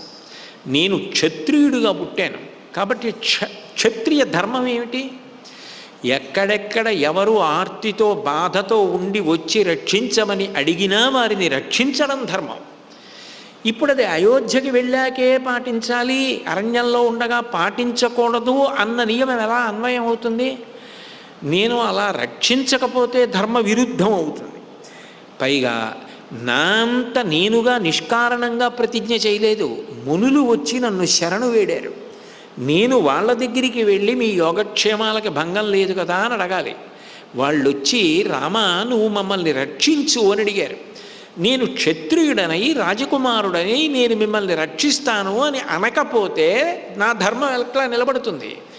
కాబట్టి నేను ప్రతిజ్ఞ చేశాను. పైగా నాకు చాలా సిగ్గుపడవలసినటువంటి సందర్భం ఒకటి జరిగింది సీత. ఒక రాజకుమారుడిగా నేను అరణ్యంలోకి ప్రవేశించగానే చిత్రకూటం దగ్గర నుంచి ఋషుల్ని చూస్తున్నాను కదా, అక్కడే ఋషులు చెప్పారు కదా ఇక్కడ కరుడు ఇబ్బంది పెడుతున్నాడు, వేరొక వనంలోకి వెళ్ళిపోతున్నామని. అప్పుడు నేను కదా అడగాలి వాళ్ళని, మీకు ఇబ్బంది ఎందుకు వస్తోంది, నేను మిమ్మల్ని రక్షిస్తాను, వాళ్ళు ఎవరు, నేను సంహరిస్తాననాలి. నేను అనలేదు. వాళ్ళు మళ్ళీ నన్ను వచ్చి ఇంతమంది ఇన్ని ఆశ్రమాల నుంచి వచ్చి అడిగారు, శవాల కుప్పలు చూపించారు. అయినా కూడా నేను కదలకుండా ప్రతిజ్ఞ చేయకుండా ఉండనా? నేను అసలు వాళ్ళు వచ్చి అడిగినందుకు హ్రీరేషాహి మమాతులా చాలా సిగ్గుపడిపోయాను సీత. కాబట్టి సంసృత్య నచ పశ్యామి, సంసృత్య సంసృత్య చ న శక్ష్యామి జీవమానః ప్రతిశ్రవం మునినా మన్యథా కర్తుం సత్యమిష్టం హి మే సదా. నేను బ్రతికుండగా ఒకసారి నేను ఆలోచించి నిర్ణయం తీసుకొని ధర్మ విరుద్ధం కాదు అని ఒక ప్రతిజ్ఞ చేసిన తరువాత ఆ ప్రతిజ్ఞని వదిలిపెట్టేయడం అన్న మాట లేనే లేదు. అది ఆవేశంతో చేసినది కాదు, నేను బాగా ఆలోచించి చేసినటువంటి నిర్ణయం. అప్యహం జీవితం జహ్వాం త్వాం వాసీతే సలక్ష్మణాం నతు ప్రతిజ్ఞాం సంసృత్య బ్రాహ్మణేభ్యో విశేషతః. అందున మునులు, ఋషులు, బ్రాహ్మణులు తమని తాము రక్షించుకోకుండా తపస్సు చేసుకుంటున్న వాళ్ళు, లోకమును ఇబ్బంది పెట్టని వాళ్ళు వచ్చి నన్ను రక్షించమని అడిగితే రక్షిస్తానని ప్రతిజ్ఞ చేసి నేను మాట తప్పను. దాని వలన నేనేమైనా సంక్లిష్ట పరిస్థితిలోకి వెళ్ళవలసి వస్తే సీత నిన్ను వదిలేసుకుంటాను. జరగబోయే మాట వచ్చేసింది. జరగబోయేటటువంటి పరిణామం ఏదుందో అది రాముడి నోటి వెంట వచ్చేసింది. ఇప్పుడు రాముడు రాక్షస సంహారం చేసుకుంటూ వెడతాడు, కరదూషణాదుల జోలికి ఎడతాడు. అది శూర్పణఖ రావణుడికి చెప్తుంది. రావణుడు సీతాపహరణం చేస్తాడు. సీతమ్మని పోగొట్టుకున్నాడుగా. కాబట్టి అప్యహం జీవితం జహ్వాం, అంత గొప్పగాను యుద్ధం చేశాడుగా. నా జీవితమే పోయిన, నిన్నే వదులుకోవలసి వచ్చిన, లక్ష్మణుణ్ణే వదులుకోవలసి వచ్చిన, మరి యుద్ధంలో బ్రహ్మాస్త్రానికి దెబ్బతిని లక్ష్మణుడు పడిపోయాడు, మరణించాడు అనుకున్నారు. హనుమ మృత సంజీవని తీసుకొచ్చారు కాబట్టి బ్రతికారు. కాబట్టి నతు ప్రతిజ్ఞాం సంసృత్య, ఒకసారి నేను మాట అన్నానంటే అంతే. రామో ద్విర్నాభిభాషతే, నేను నా ప్రతిజ్ఞకి కట్టుబడతా, రాక్షస సంహారం చెయ్యవలసిందే. బ్రాహ్మణేభ్యో విశేషతః, అందులో ఋషులు బ్రాహ్మణులకు ఇచ్చిన మాట విషయంలో తిరుగేయలేదు అన్నాడు. సీతమ్మంది చాలా సంతోషం, అట్లాగే మీ ప్రతిజ్ఞ మీద నిలబడండి. రాముడు అన్నాడు, ఏదైనా కూడా నా మీద ప్రీతి లేకపోతే, నేను క్షేమంగా ఉండాలని నువ్వు కోరుకోకపోతే, నువ్వు నా గురించి ఆలోచించి నాకు చెప్పవలసిన అవసరం లేదు. నా గురించి ఇంత తాపత్రయపడవలసిన అవసరం పత్నిని నీకు తప్పెవరికి ఉంది? సీత, నువ్వు నాకు ప్రాణముల కన్నా ప్రియమైన దానివి, కాబట్టి నువ్వు చెప్పినందుకు నేను ఎంతో సంతోషిస్తున్నాను అన్నాడు. ఈ ఘట్టం ఎందుకు జరిగింది? సీతమ్మ ఎందుకంది మాట తెలీదా? సీతమ్మకి రాముని యొక్క హృదయం తెలిసుండి ఎందుకు అడిగింది? ఆ మాటకు వస్తే నిజానికి రామాయణంలో రాముడు నరుడు, అందుకని రాముడికి భవిష్యత్తు తెలిసే అవకాశం ఉండకూడదు. నరుడిగా ఉంటే తప్ప రావణ సంహారం అవ్వదు. సీతమ్మ అయోనిజ, దేవకాంత, ఆవిడికి ఎందుకు తెలియదు? ఆవిడికి తెలియాలి, తెలుస్తుంది కూడా. ఆవిడ తెలుసుకోవాలనుకుంటే తెలుసుకుంటుంది. ఎందుకంటే సుందరకాండలో ఆవిడ ఒక మాట అంది, నేను తలుచుకుంటే నిన్ను బూది కుప్పని చేసేస్తాను, రాముడు రావాలని వదిలేస్తున్నానంది. అటువంటిది రాముణ్ణి ఎందుకు నిరుత్సాహపరిచింది అంటే, నిజానికి ఆవిడ నిరుత్సాహపరచలేదు. బాగా ప్రతిజ్ఞ చేయిస్తే, ఇంకొక మాట నేను వాదన చేసి ప్రతిజ్ఞ చేయిస్తే బాగా జ్ఞాపకం ఉండిపోయి మనసులో, ఒకటికి 2 మాటలు ప్రతిజ్ఞ చేశాడు కాబట్టి ఇక వెనక్కి తగ్గడు. ఈ అవతార ప్రయోజనం అక్కడ పూర్తవుతుంది. కోటాను కోట్ల మంది రాక్షసుల్ని చీల్చి చెండాడేస్తాడు. ఆ భుజములు కదిలితే అది రుద్రతాండవమే. అందుకంటాడు గోపరాజు గారు, బండన భీముడు అర్తజన బాంధవుడు జ్వల బాణతోణ కోదండ కళాప్రచండ భుజతాండవ కీర్తికి రామమూర్తికిన్ రెండవ సాటి దైవమికలేడునుచున్ గడకట్టి భేరికాడండడాండడాండ నిడతంబుల జండము నిండమత్త వేదండము నెక్కి చాటదను దాశరథి కరుణాపయోనిధి అంటాడు. నేను ఏనుగు కుంభస్థలం మీదకి వచ్చి 4 వీధుల కూడలిలో నిలబడి 2 కర్రలు కట్టి ఢంకా మ్రోగించి చెప్తాను, యుద్ధం వస్తే రాముని యొక్క బాహువులు రుద్రతాండవం చేస్తాయని అంటాడు. అంటే ఆ శక్తి అందుకు ఉపయోగపడాలి, రాక్షస సంహారం జరగాలి. దానికి రాముడి బుద్ధిని బాగా ప్రచోదనం చేయించి అంత గొప్ప ప్రతిజ్ఞ చేయించింది. ఎందుకని? రేపు సీతాపహరణం జరిగిపోయిందనుకోండి, నాకెందుకు వచ్చిన గొడవ? ఇవన్నీ నేను ఈ మునుల్ని రక్షిద్దామని బయలుదేరితే ఆఖరికి దశరథుడు మరణించాడు, జటాయువు మరణించాడు, సీతాపహరణం అయిపోయింది, దిక్కుతోచని స్థితిలో ఉన్నాను, ఎవరెత్తుకెళ్లారో కూడా తెలియదు, నాకెందుకు వచ్చిన గొడవ ఈ రాక్షసులతో అని రాముడు ధనస్సు బాణం పక్కన పారేశాడు అనుకోండి నైరాశ్యంలో, ఏమైపోతుంది? అలా పడేయడానికి వీల్లేదు. సీతమ్మని ఎత్తుకెళ్ళిన వాడిని వెతికి వెతికి చంపి తీసుకొస్తా సీతమ్మనని బయలుదేరాలంతే. అలా చెయ్యాలంటే ఈ ప్రతిజ్ఞ చేయించాలి ఆవిడ. అందుకని దేవకాంతగా ఆవిడ లోకోపకారానికి ఏం చేయించాలో అది నరకాంతగా నటిస్తూ భర్త చేత చేయించింది. అది ఒక విచిత్రం.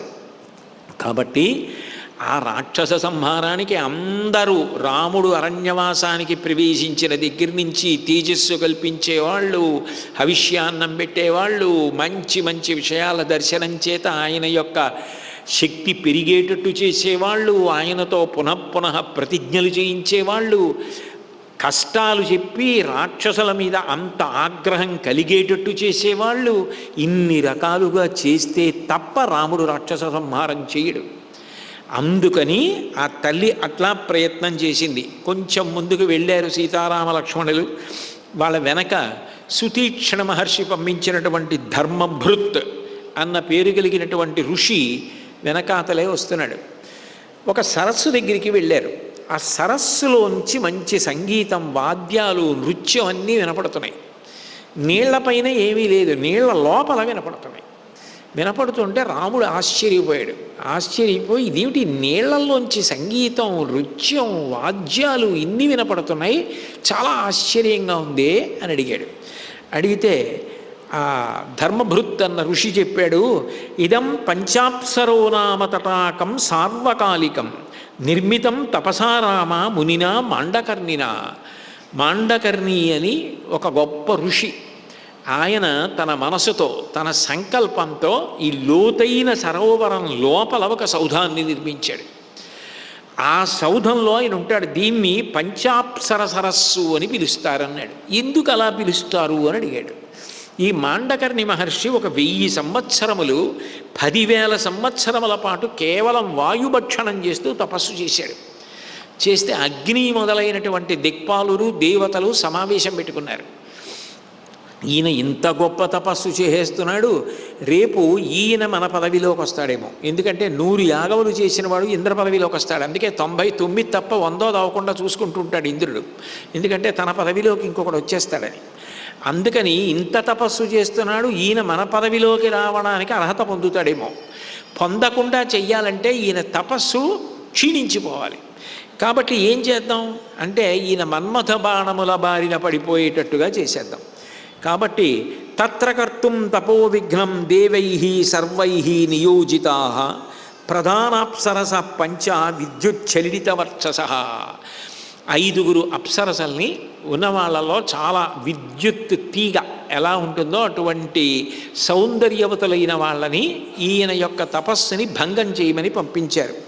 ఆయన మన్మథ బాణములకు వశపడిపోయాడు, వాళ్ళని భార్యలుగా స్వీకరించాడు. ఇంత కష్టపడి తపస్సు చేసిన వాడు ఏం చేశాడంటే, ఈ భూమి మీద ఎక్కడైనా నేను కానీ నివాసం ఉండి వీళ్లతో క్రీడిస్తూ ఉంటే ఎవరైనా వచ్చి నన్ను భంగపాటు చేస్తారేమో, క్షణకాలం కూడా నాకు భంగం కలగకూడదు అని ఆ లోతైన సరోవరం లోపల తన తపశ్శక్తితో సౌధాన్ని నిర్మించాడు. అందులో ఆ 5 క్రీడిస్తూ ఉంటాడు. వాళ్ళు నాట్యం చేస్తూ ఉంటారు, సంగీతం పాడుతూ ఉంటారు, ఈయన సంతోషపడుతూ ఉంటాడు. అందులో ఉన్నారు రామ. అందుకని అక్కడి నుంచి అటువంటి సంగీతం వినపడింది. అంటే మీకు తేడా గమనించి ఉంటారు మీరు. శరభంగుడున్నాడు, సుతీక్షణుడున్నాడు. వాళ్ళు ఇటువంటి వాటికి వేటికి లొంగకుండా జితేంద్రియులై బ్రహ్మలోకానికి వెళ్ళిపోవడానికి కావలసిన యోగ్యతలు పొందారు. ఒక ఆయన పాపం చాలా కష్టపడ్డాడు. ఇంత కష్టపడ్డా 5 అప్సరసలని పంపించేటప్పటికి తపోభంగం అయిపోవడమే కాకుండా వాళ్లతో క్రీడించడానికి అసలు నాకు ఎక్కడ కించిత్ భంగపాటు ఉండకూడదు. అదేదో పరమ పవిత్ర కార్యంలాగా ఆయన సరోవరంలో సౌధాన్ని తపస్సు చేత నిర్మించుకొని క్రీడిస్తున్నాడు. క్షయం అయిపోవట్లా తపస్సంతా. 10,000 సంవత్సరాల తపస్సు 10 ఏళ్లలో అయిపోతుంది. అప్పుడు తెలుస్తుంది. వాళ్ళు 5 వెళ్ళిపోతారు. వెళ్ళిపోయిన తర్వాత ఈయన మళ్ళీ బయటికి వచ్చి మళ్ళీ తపోదండం పట్టుకొని మళ్ళీ కూర్చోవాలి. అంటే తపస్సు చేసేవాడు ఎంత జాగ్రత్తగా ఉండాలో, లేకపోతే ఇంద్రియ లౌల్యానికి ఎలా పడిపోతాడో రాముడికి అర్థం అవుతోంది.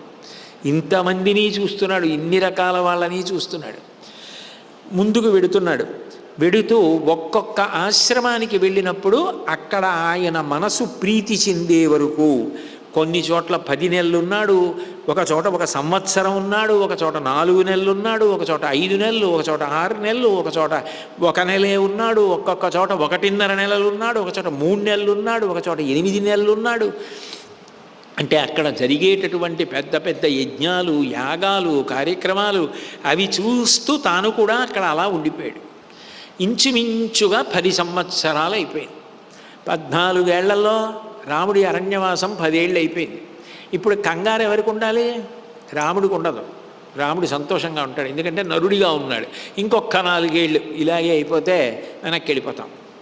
సీతమ్మ దేవకాంత అయిన నరకాంతలా నటిస్తూ ఆవిడ కూడా 4 ఏళ్ళు అయిపోతే అయోధ్య వెళ్ళిపోదాం.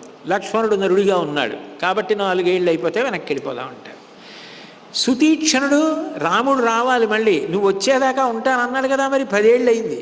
ఈయన తాపసాశ్రమాల్లో ఉన్నాడు.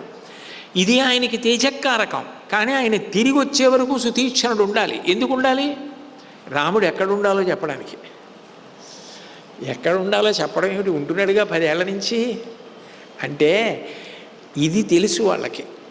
ఇలా ఉండి ఇంత తేజస్సుని ఇంత శక్తిని సంపాదించుకొని వచ్చిన తరువాత ఎక్కడుంటే సీతాపహరణం జరుగుతుందో, ఎక్కడుంటే దేవతల కార్యం నెరవేరుతుందో అక్కడికి పంపించాలి.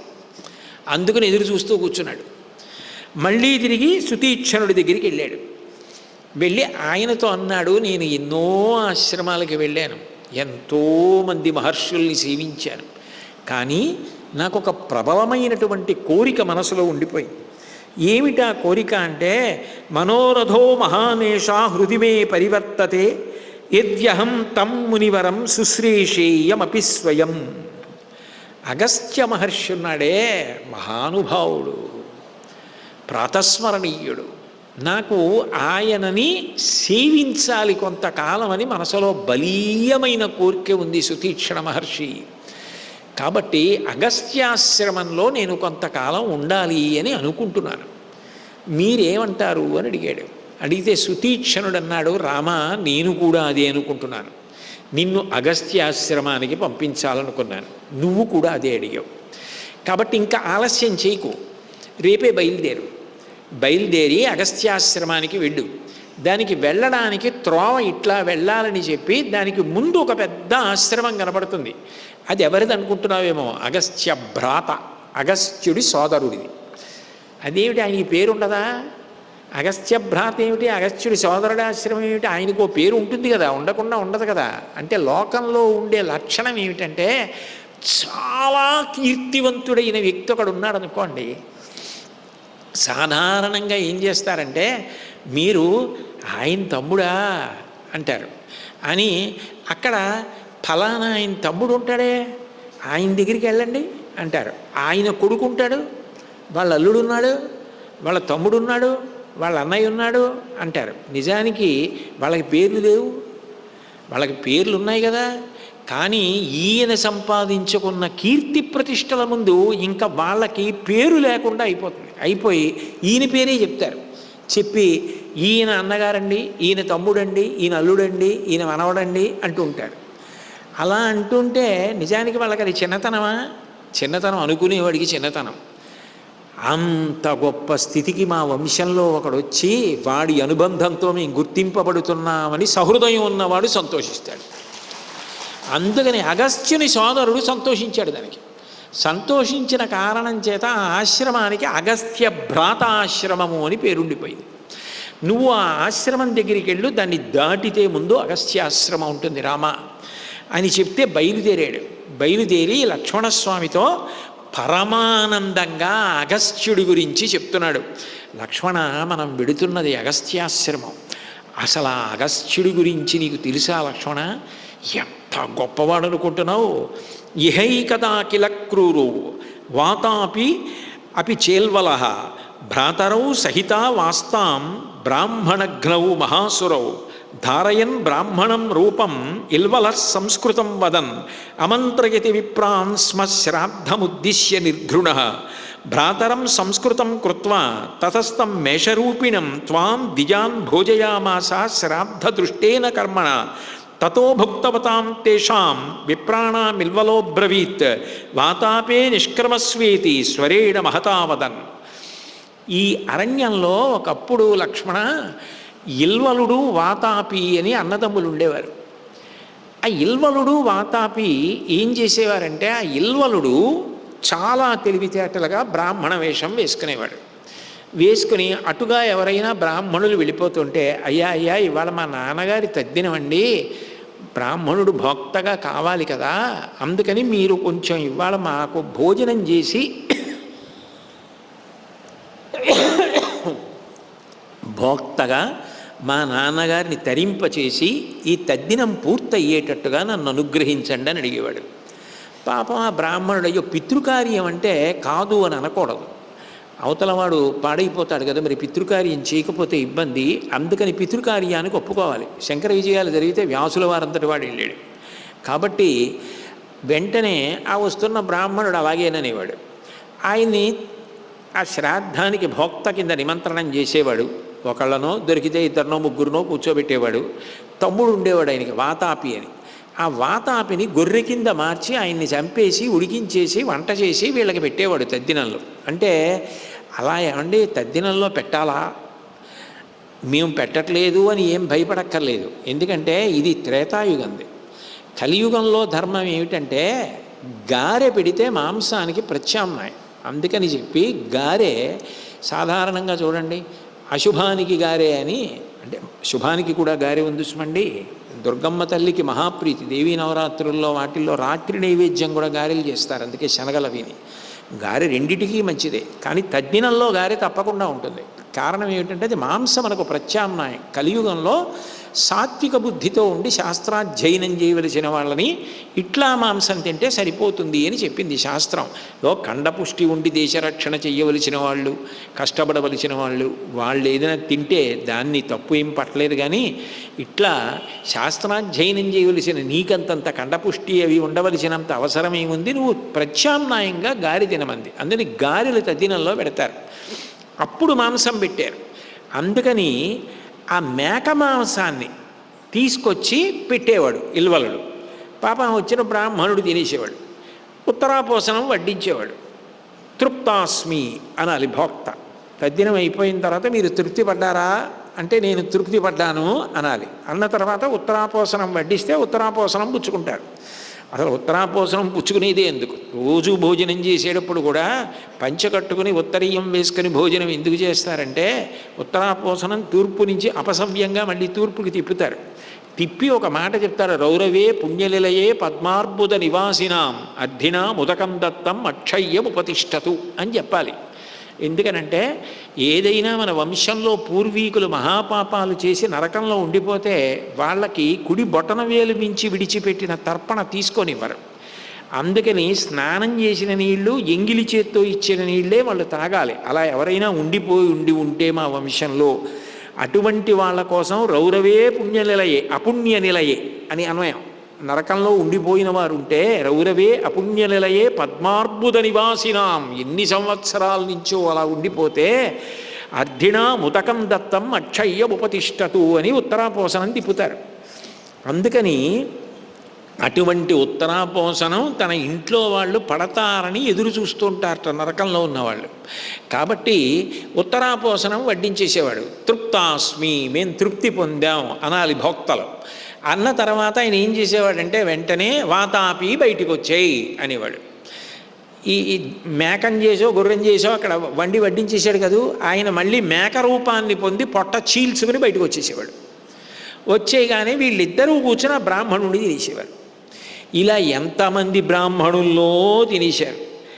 అగస్త్యేన తదా దైవై ప్రార్థితేన మహర్షిణ అనుభూయ కిల శ్రాద్ధే భక్షిత మహాసుర.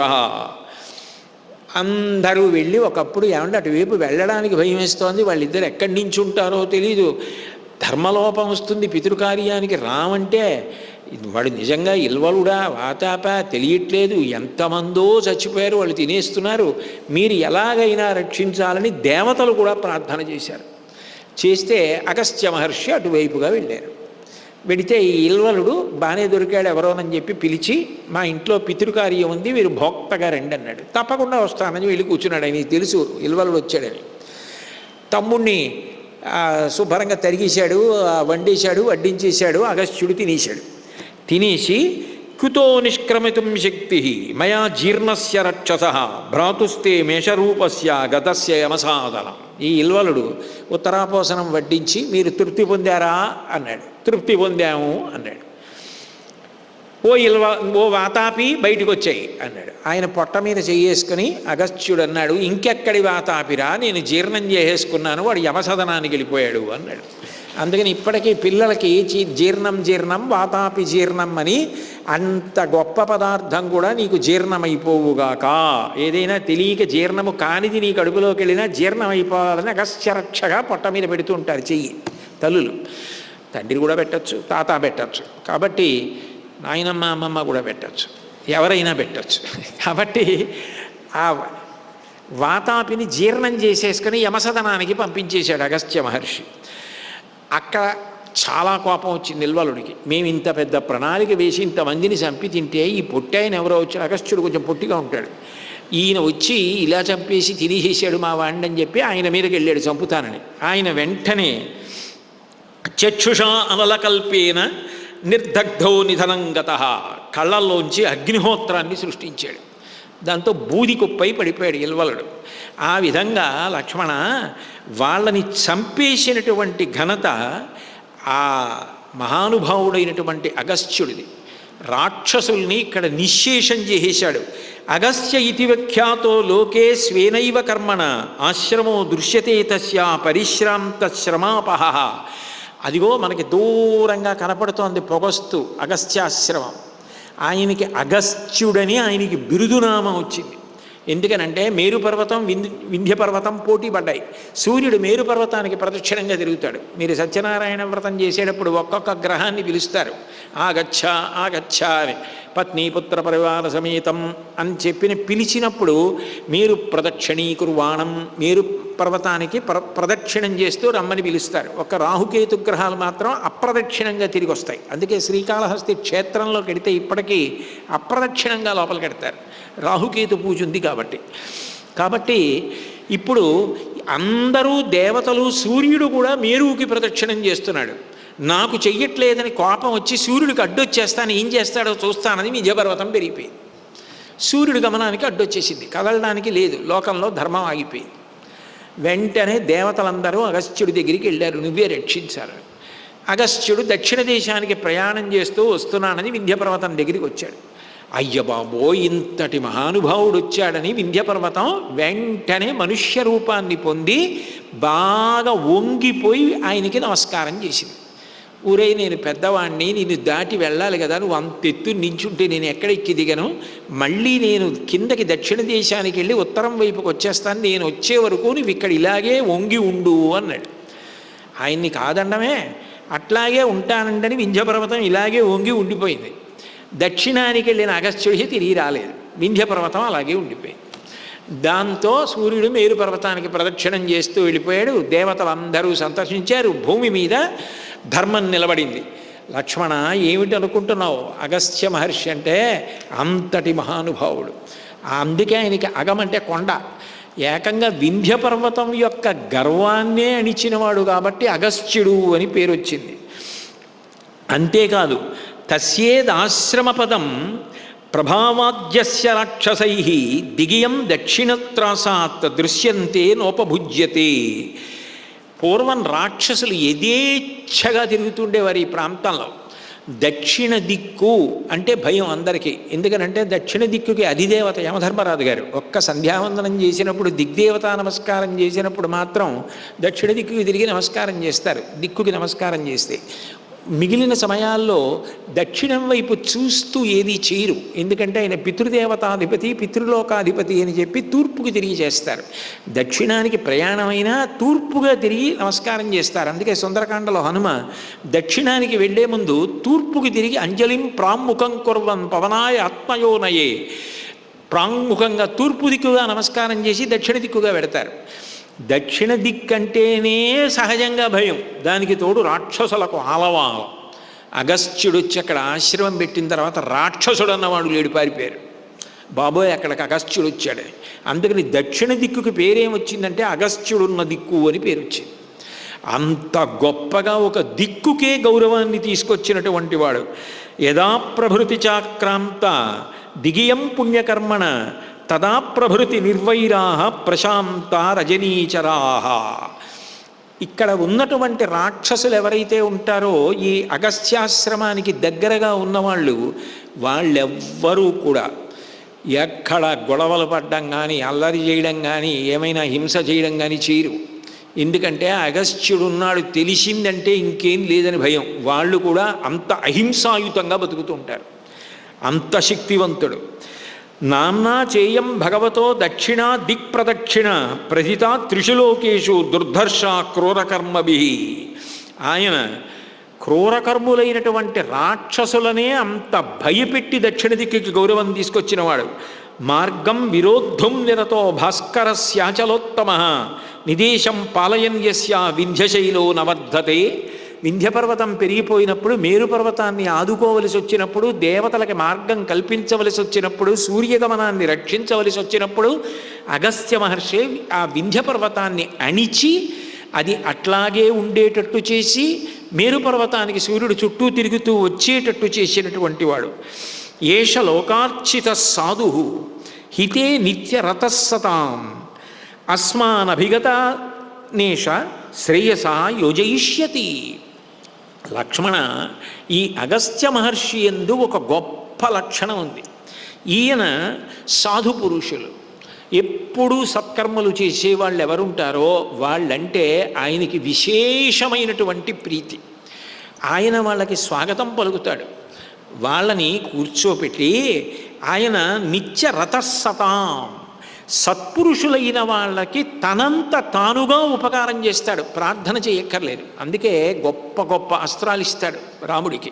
నిజానికి రామరావణ యుద్ధం అంత ఘోరంగా జరుగుతున్నప్పుడు ఆ రాక్షసులు దేవతలు, ఆ రాక్షసులు వానరులు కూడా ఒక స్థితిలో ఏం చేశారంటే, దిక్కుమాల యుద్ధం మనం కొట్టుకోవడం ఎప్పుడు కొట్టుకునేదే, అసలు రామరావణ యుద్ధం అంటే ఇలా ఉంటుంది, దీనికి ఇంకా పోలిక లేదు, సాగరం సాగరోపమం, సముద్రానికి సముద్రం సాటి రామరావణ యుద్ధం రామరావణ యుద్ధం, మనం కొట్టుకోవడం చావడం ఎప్పుడు చేసేదే, అది చూద్దాం ముందని చెప్పి అందరూ మానేసి చూడటం మొదలెట్టారు.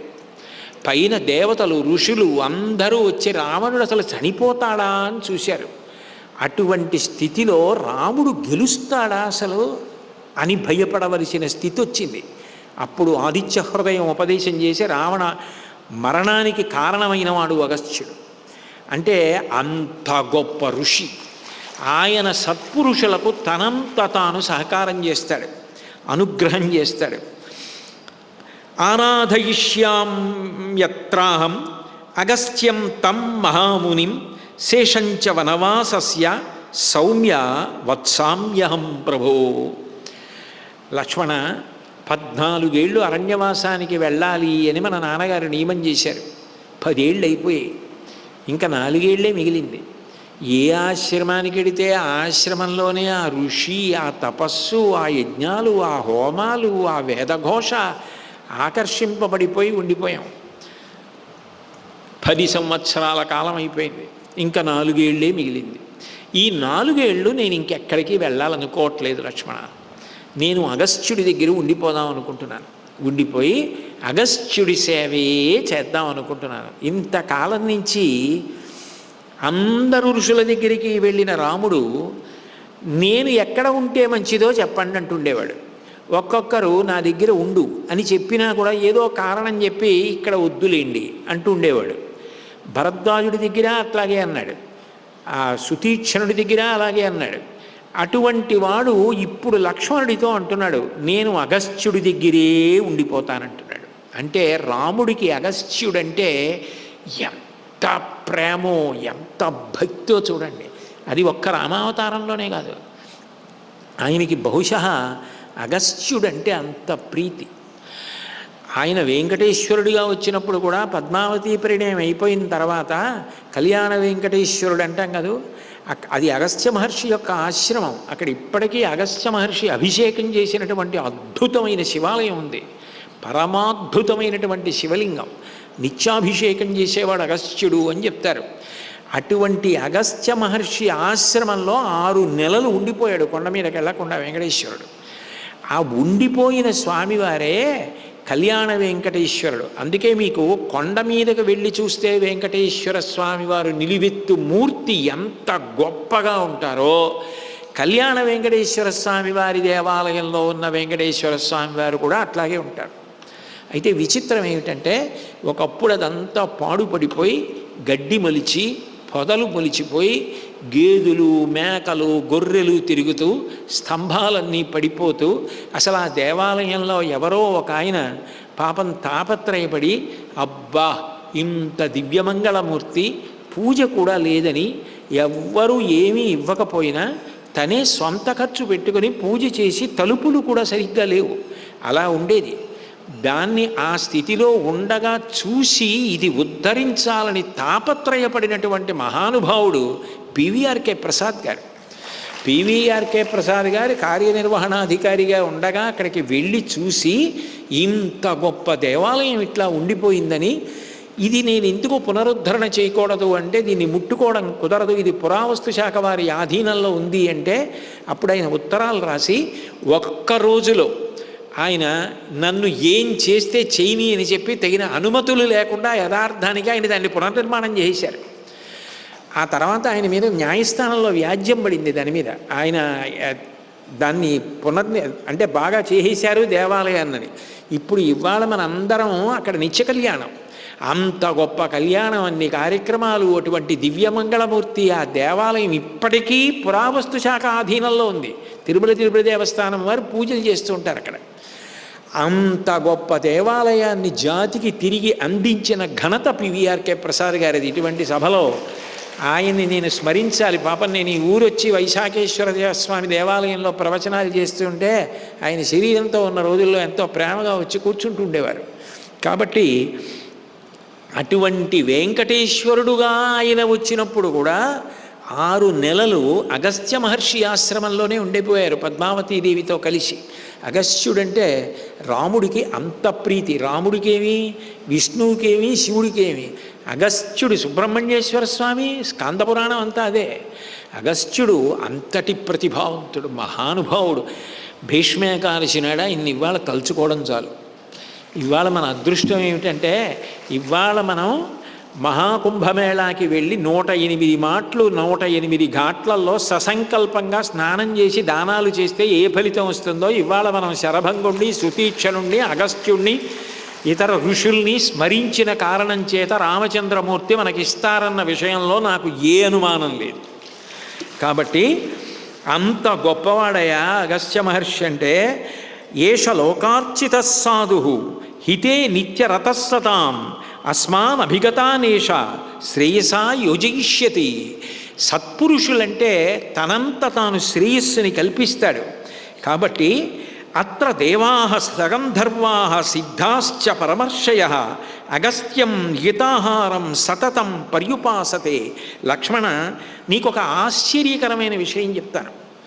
నియమాలు పాటించడం, తపస్సు చేయడం, వ్రతములు చేయడం, ఇవన్నీ దేనికోసం చేస్తారు? దేవతల యొక్క అనుగ్రహాన్ని పొందడానికి చేస్తారు.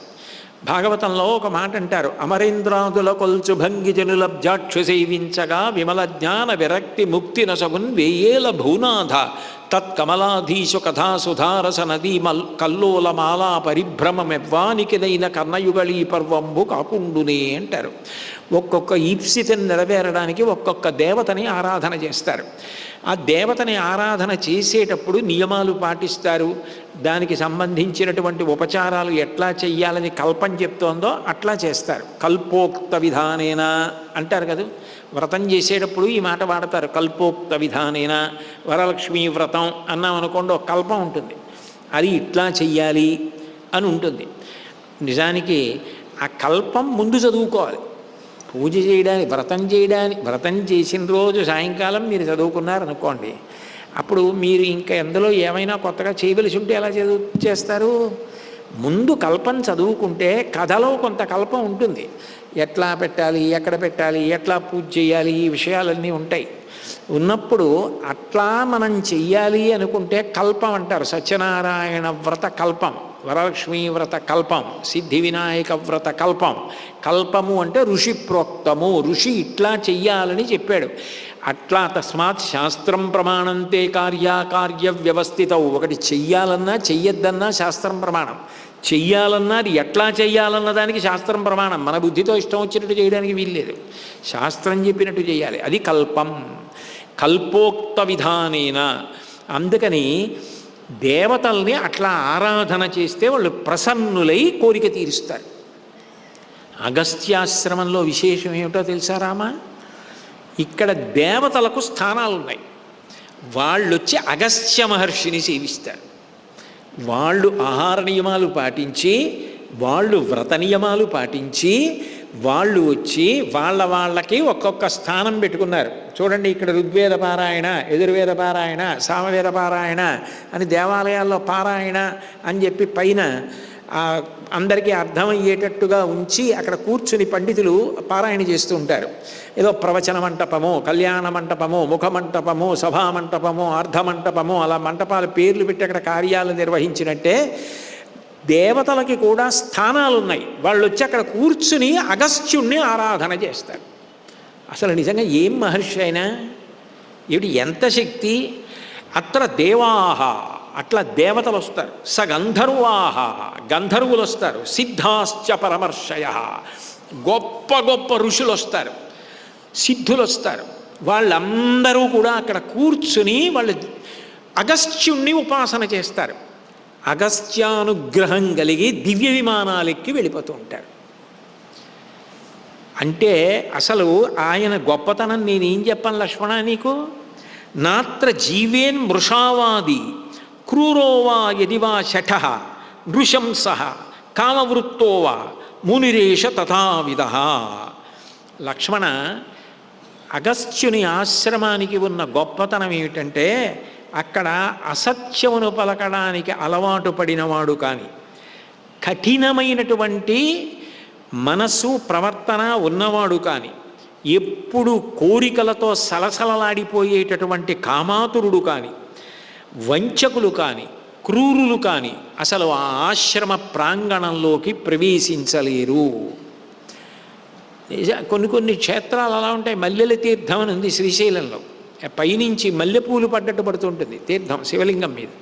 ఓసారి మేమందరం కలిసి వెళ్ళాం. నాతో వచ్చిన వాళ్ళు ఇక్కడ చాలామంది ఉన్నారు. అదేంటి, మేమందరం మల్లెల తీర్థానికి వెళ్ళినప్పుడు అక్కడ ఏమిటంటే కొద్దిగా ఏదైనా అశౌచం ఉంటే గండు తుమ్మెదలు వస్తాయి, వచ్చి దగ్గరికి వచ్చి వాసన చూస్తాయి. ఏదైనా సేవించకూడని పదార్థం సేవించాలంటే అన్నీ కలిపి కుట్టేస్తాయి. చప్పుళ్ళు అవి చేయకూడదు. నిశ్శబ్దంగా మనం మెట్లు దిగి కిందకెళ్ళి మల్లెల తీర్థంలో చూడాలి. మేము వెడుతుంటే వచ్చాయి. నిజంగా అలా వస్తాయా అనుకున్నాను నేను. నాకేమిటి ఇక్కడ కొన్నాం, నాతో వచ్చిన వాళ్ళు అందరూ చూశారు ఆ విషయం. అంకోల వృక్షం కూడా చూసాం మేము అక్కడ. అవి వచ్చి అందరినీ వాసన చూసి వెళ్ళిపోతాయి. మనం మల్లెల తీర్థానికి వెళ్ళి చక్కగా స్నానం చేయొచ్చు, నీళ్లు చల్లుకోవచ్చు, శివలింగాన్ని చూడొచ్చు. ఆశ్చర్యకరమైన విషయాలు శ్రీశైల ఖండం జరిగితే ఆశ్చర్యంగా ఉంటుంది. చెట్లు ఒక చోటు నుంచి లేచి ఇంకో చోటుకి పెడతాయంటారు. శ్రీశైల క్షేత్రం అంటే అంత గొప్పది. అది శ్రీశైల శృంగే వివిధ ప్రసంగే శేషాద్రి శృంగే సదా వసంతం అంటారు శంకరాచార్యులు వారి యోగరత్నావళి స్తోత్రంలో. ఓషధులకు పెట్టింది పేరు శ్రీశైల క్షేత్రం. సిద్ధిం తదా విధమనో విలయం సమాధౌ అంటారు. శ్రీశైల శృంగ కుహరేషు కదోపలప్స్యే అని. ఆ శ్రీశైలం గుహలో కూర్చొని తపస్సు చేస్తే మనోలయం అయిపోతుంది. ఆ శ్రీశైలం పేరు చెప్పేటప్పటికీ మళ్ళీ ఎప్పుడు శ్రీశైలం పెడదామా అనిపిస్తోంది. రాఘవ రాఘవ అంటే మరి ఇక్కడ రాముడు ఉన్నాడు, ఏ రాఘవ? కాబట్టి శ్రీశైలానికి వెళ్ళిపోవాలని మనసు అంత తాపత్రయం ఉంది ఆ శ్రీశైలాన్ని స్మరిస్తే. కాబట్టి నాత్ర జీవేన్ మృషావాది క్రూరోవా యదివా శఠ నృశంస కామవృత్తోవా మునిరేష తథావిధి. ఇటువంటి వాళ్ళెవ్వరూ అసలు ఈ ఆశ్రమంలోకి ప్రవేశించను కూడా ప్రవేశించలేరు. అసలు నిలబడ్డం మాట తర్వాత అసలు లోపలికి రాలేరు. అత్ర దేవాశ్చ యక్షాశ్చ నాగాశ్చ పతకై సహ వసంతి నియతాహార ధర్మమారాధయిష్ణవ. నువ్వు ఈ ఆశ్రమంలోకి వచ్చి చూస్తే లక్ష్మణ ఆశ్చర్యపోతావు. ఎందుకో తెలుసా? అన్ని లోకాల నుంచి కూడా అగస్త్య మహర్షిని ఉపాసన చేయడానికి. అంటే అటువంటి అగస్త్య మహర్షి లేచి నిలబడి నడిచి వెడుతుంటే ఆయన దర్శనం, ఇంకా ఆయన పేరు చెప్పి సత్కారం చేయడం, జన్మ తరించిపోవడం కాదు. రాముడు ఎంత పొంగిపోతాడు అసలు ఆ ఋషి పూజకి. కాబట్టి అత్ర దేవాశ్చ యక్షాశ్చ, దేవతలు, యక్షులు, నాగులు, పతగులు, వసంతి నియతాహార, వాళ్ళందరూ కూడా ఏమిటి గరుత్మంతుడితో సహా ఇక్కడికి వస్తారు. వచ్చి కొంతకాలం ఉండి నియతాహార, నియమమైన ఆహారమును తీసుకుని వ్రతము సెలిపేటటువంటి తేజోమూర్తి అగ్నిశిఖ అగస్త్యుడున్నాడే, ధర్మమారాధైష్ణవ, ఆయనని వాళ్ళు ఆరాధిస్తుంటారు. ఆయన అట్లా ధర్మాన్ని ఆరాధన చేస్తుంటాడు, అట్లా ఉపాసన చేస్తుంటాడు, అంత గొప్పవాడు అని అగస్త్య భ్రాత ఆశ్రమంలోకి వెళ్ళి ఆ రోజు రాత్రి ఉండిపోయి మరునాడు ఉదయం లేచి స్నానం చేసి సంధ్యావందనం చేసుకొని అగస్త్య మహర్షి ఆశ్రమానికి వెడుతున్నామన్నారు. పరమ సంతోషమయ్యా రామ, నువ్వు సీతాలక్ష్మణ సహితుడవై వెళ్ళమన్నాడు. రాముడు ఎంత మర్యాద పాటించాడంటే అగస్త్య మహర్షి ఆశ్రమంలోకి దగ్గరికి వెళ్ళాడు. బయట నిలబడ్డాడు. లోపలికి తొందరపడి స్వతంత్రించి వెళ్ళలేదు. బయట నిలబడి లక్ష్మణుణ్ణి పిలిచాడు. ఆగతాః స్మా శ్రమపదం సౌమిత్రే ప్రవిశాగ్రత నివేదయేహ మాం ప్రాప్తం ఋషయే సీతయా సహ.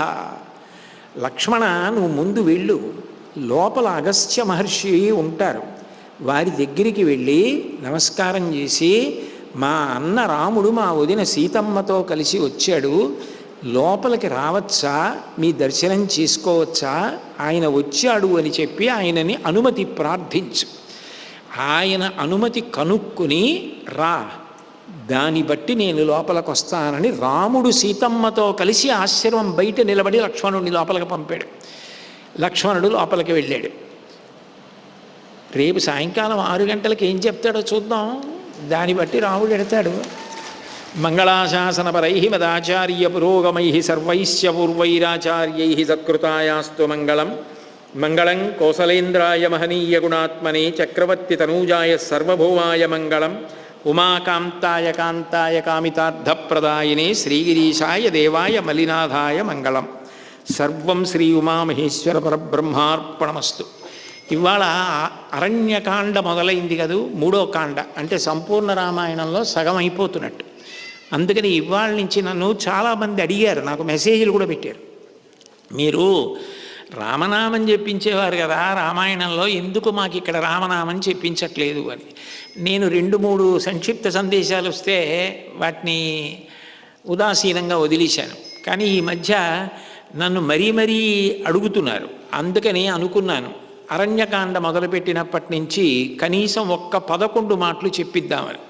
ఇలాంటి ప్రాంగణంలో, అందున ఇది విద్యా సంస్థ, ఇక్కడ చెప్పింది విద్యార్థులకు కూడా పనికొస్తుంది రేపు. అందుకని నేను మకుటం చెప్తాను, మీ అందరూ రామనామము రామనామము రమ్యమైనది రామనామము అనండి. అప్పుడు 3 మాటలు రామ వస్తుంది. నేను మకుటం చెప్తూ ఉంటాను, మీరు అనండి. శ్రీరామనామము రామనామము రమ్యమైనది రామనామము.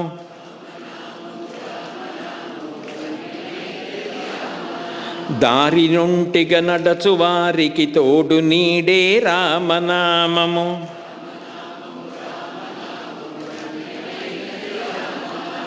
ఎంతమంది ఉన్నారు అన్నది దాన్ని బట్టి రాముడు సంతోషించేలా ఉండాలి కదూ. కోరికొలచిన వారికెల్లను కొంగు బంగరు రామనామము. అది నీవు నేనను భేదమేమియు లేకయున్నది రామనామము.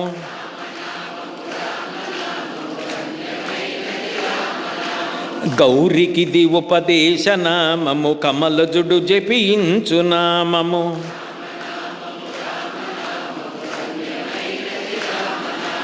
వాదభేదాతీతమగు వైరాగ్యమే శ్రీరామనామము.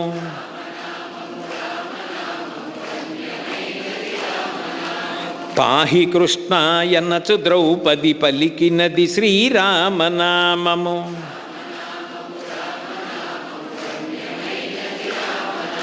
బ్రహ్మ సత్యము జగన్మిథ్యాభావమే శ్రీరామనామము.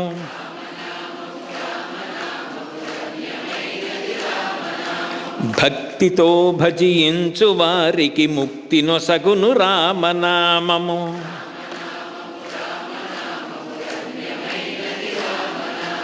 భగవదర్పిత కర్మ పరులకు పట్టుబడు శ్రీరామనామము.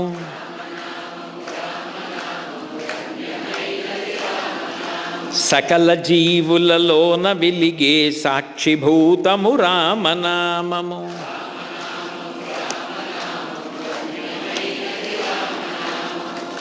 మనవల రామనామంతో మొదలుపెట్టి తాతగారి రామనామంతో పూర్తయింది.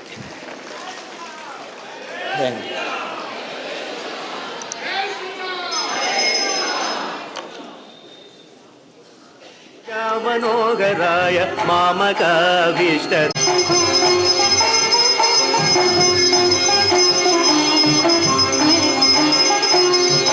కోసలేశాయ మందగాసదాస పోషణాయ మాసవాది వినుత సద్వరాయ మంగళం.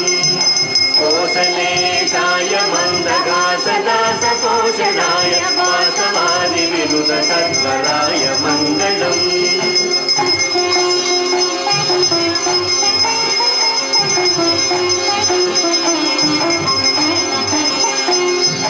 విమల రూపాయ వివిధ వేదాంత వేద్యాయ సుముఖ చిత్త కామితాయ శుభ్రమంగళం. విమల రూపాయ వివిధ వేదాంత వేద్యాయ సుముఖ చిత్త కామితాయ శుభ్రమంగళం.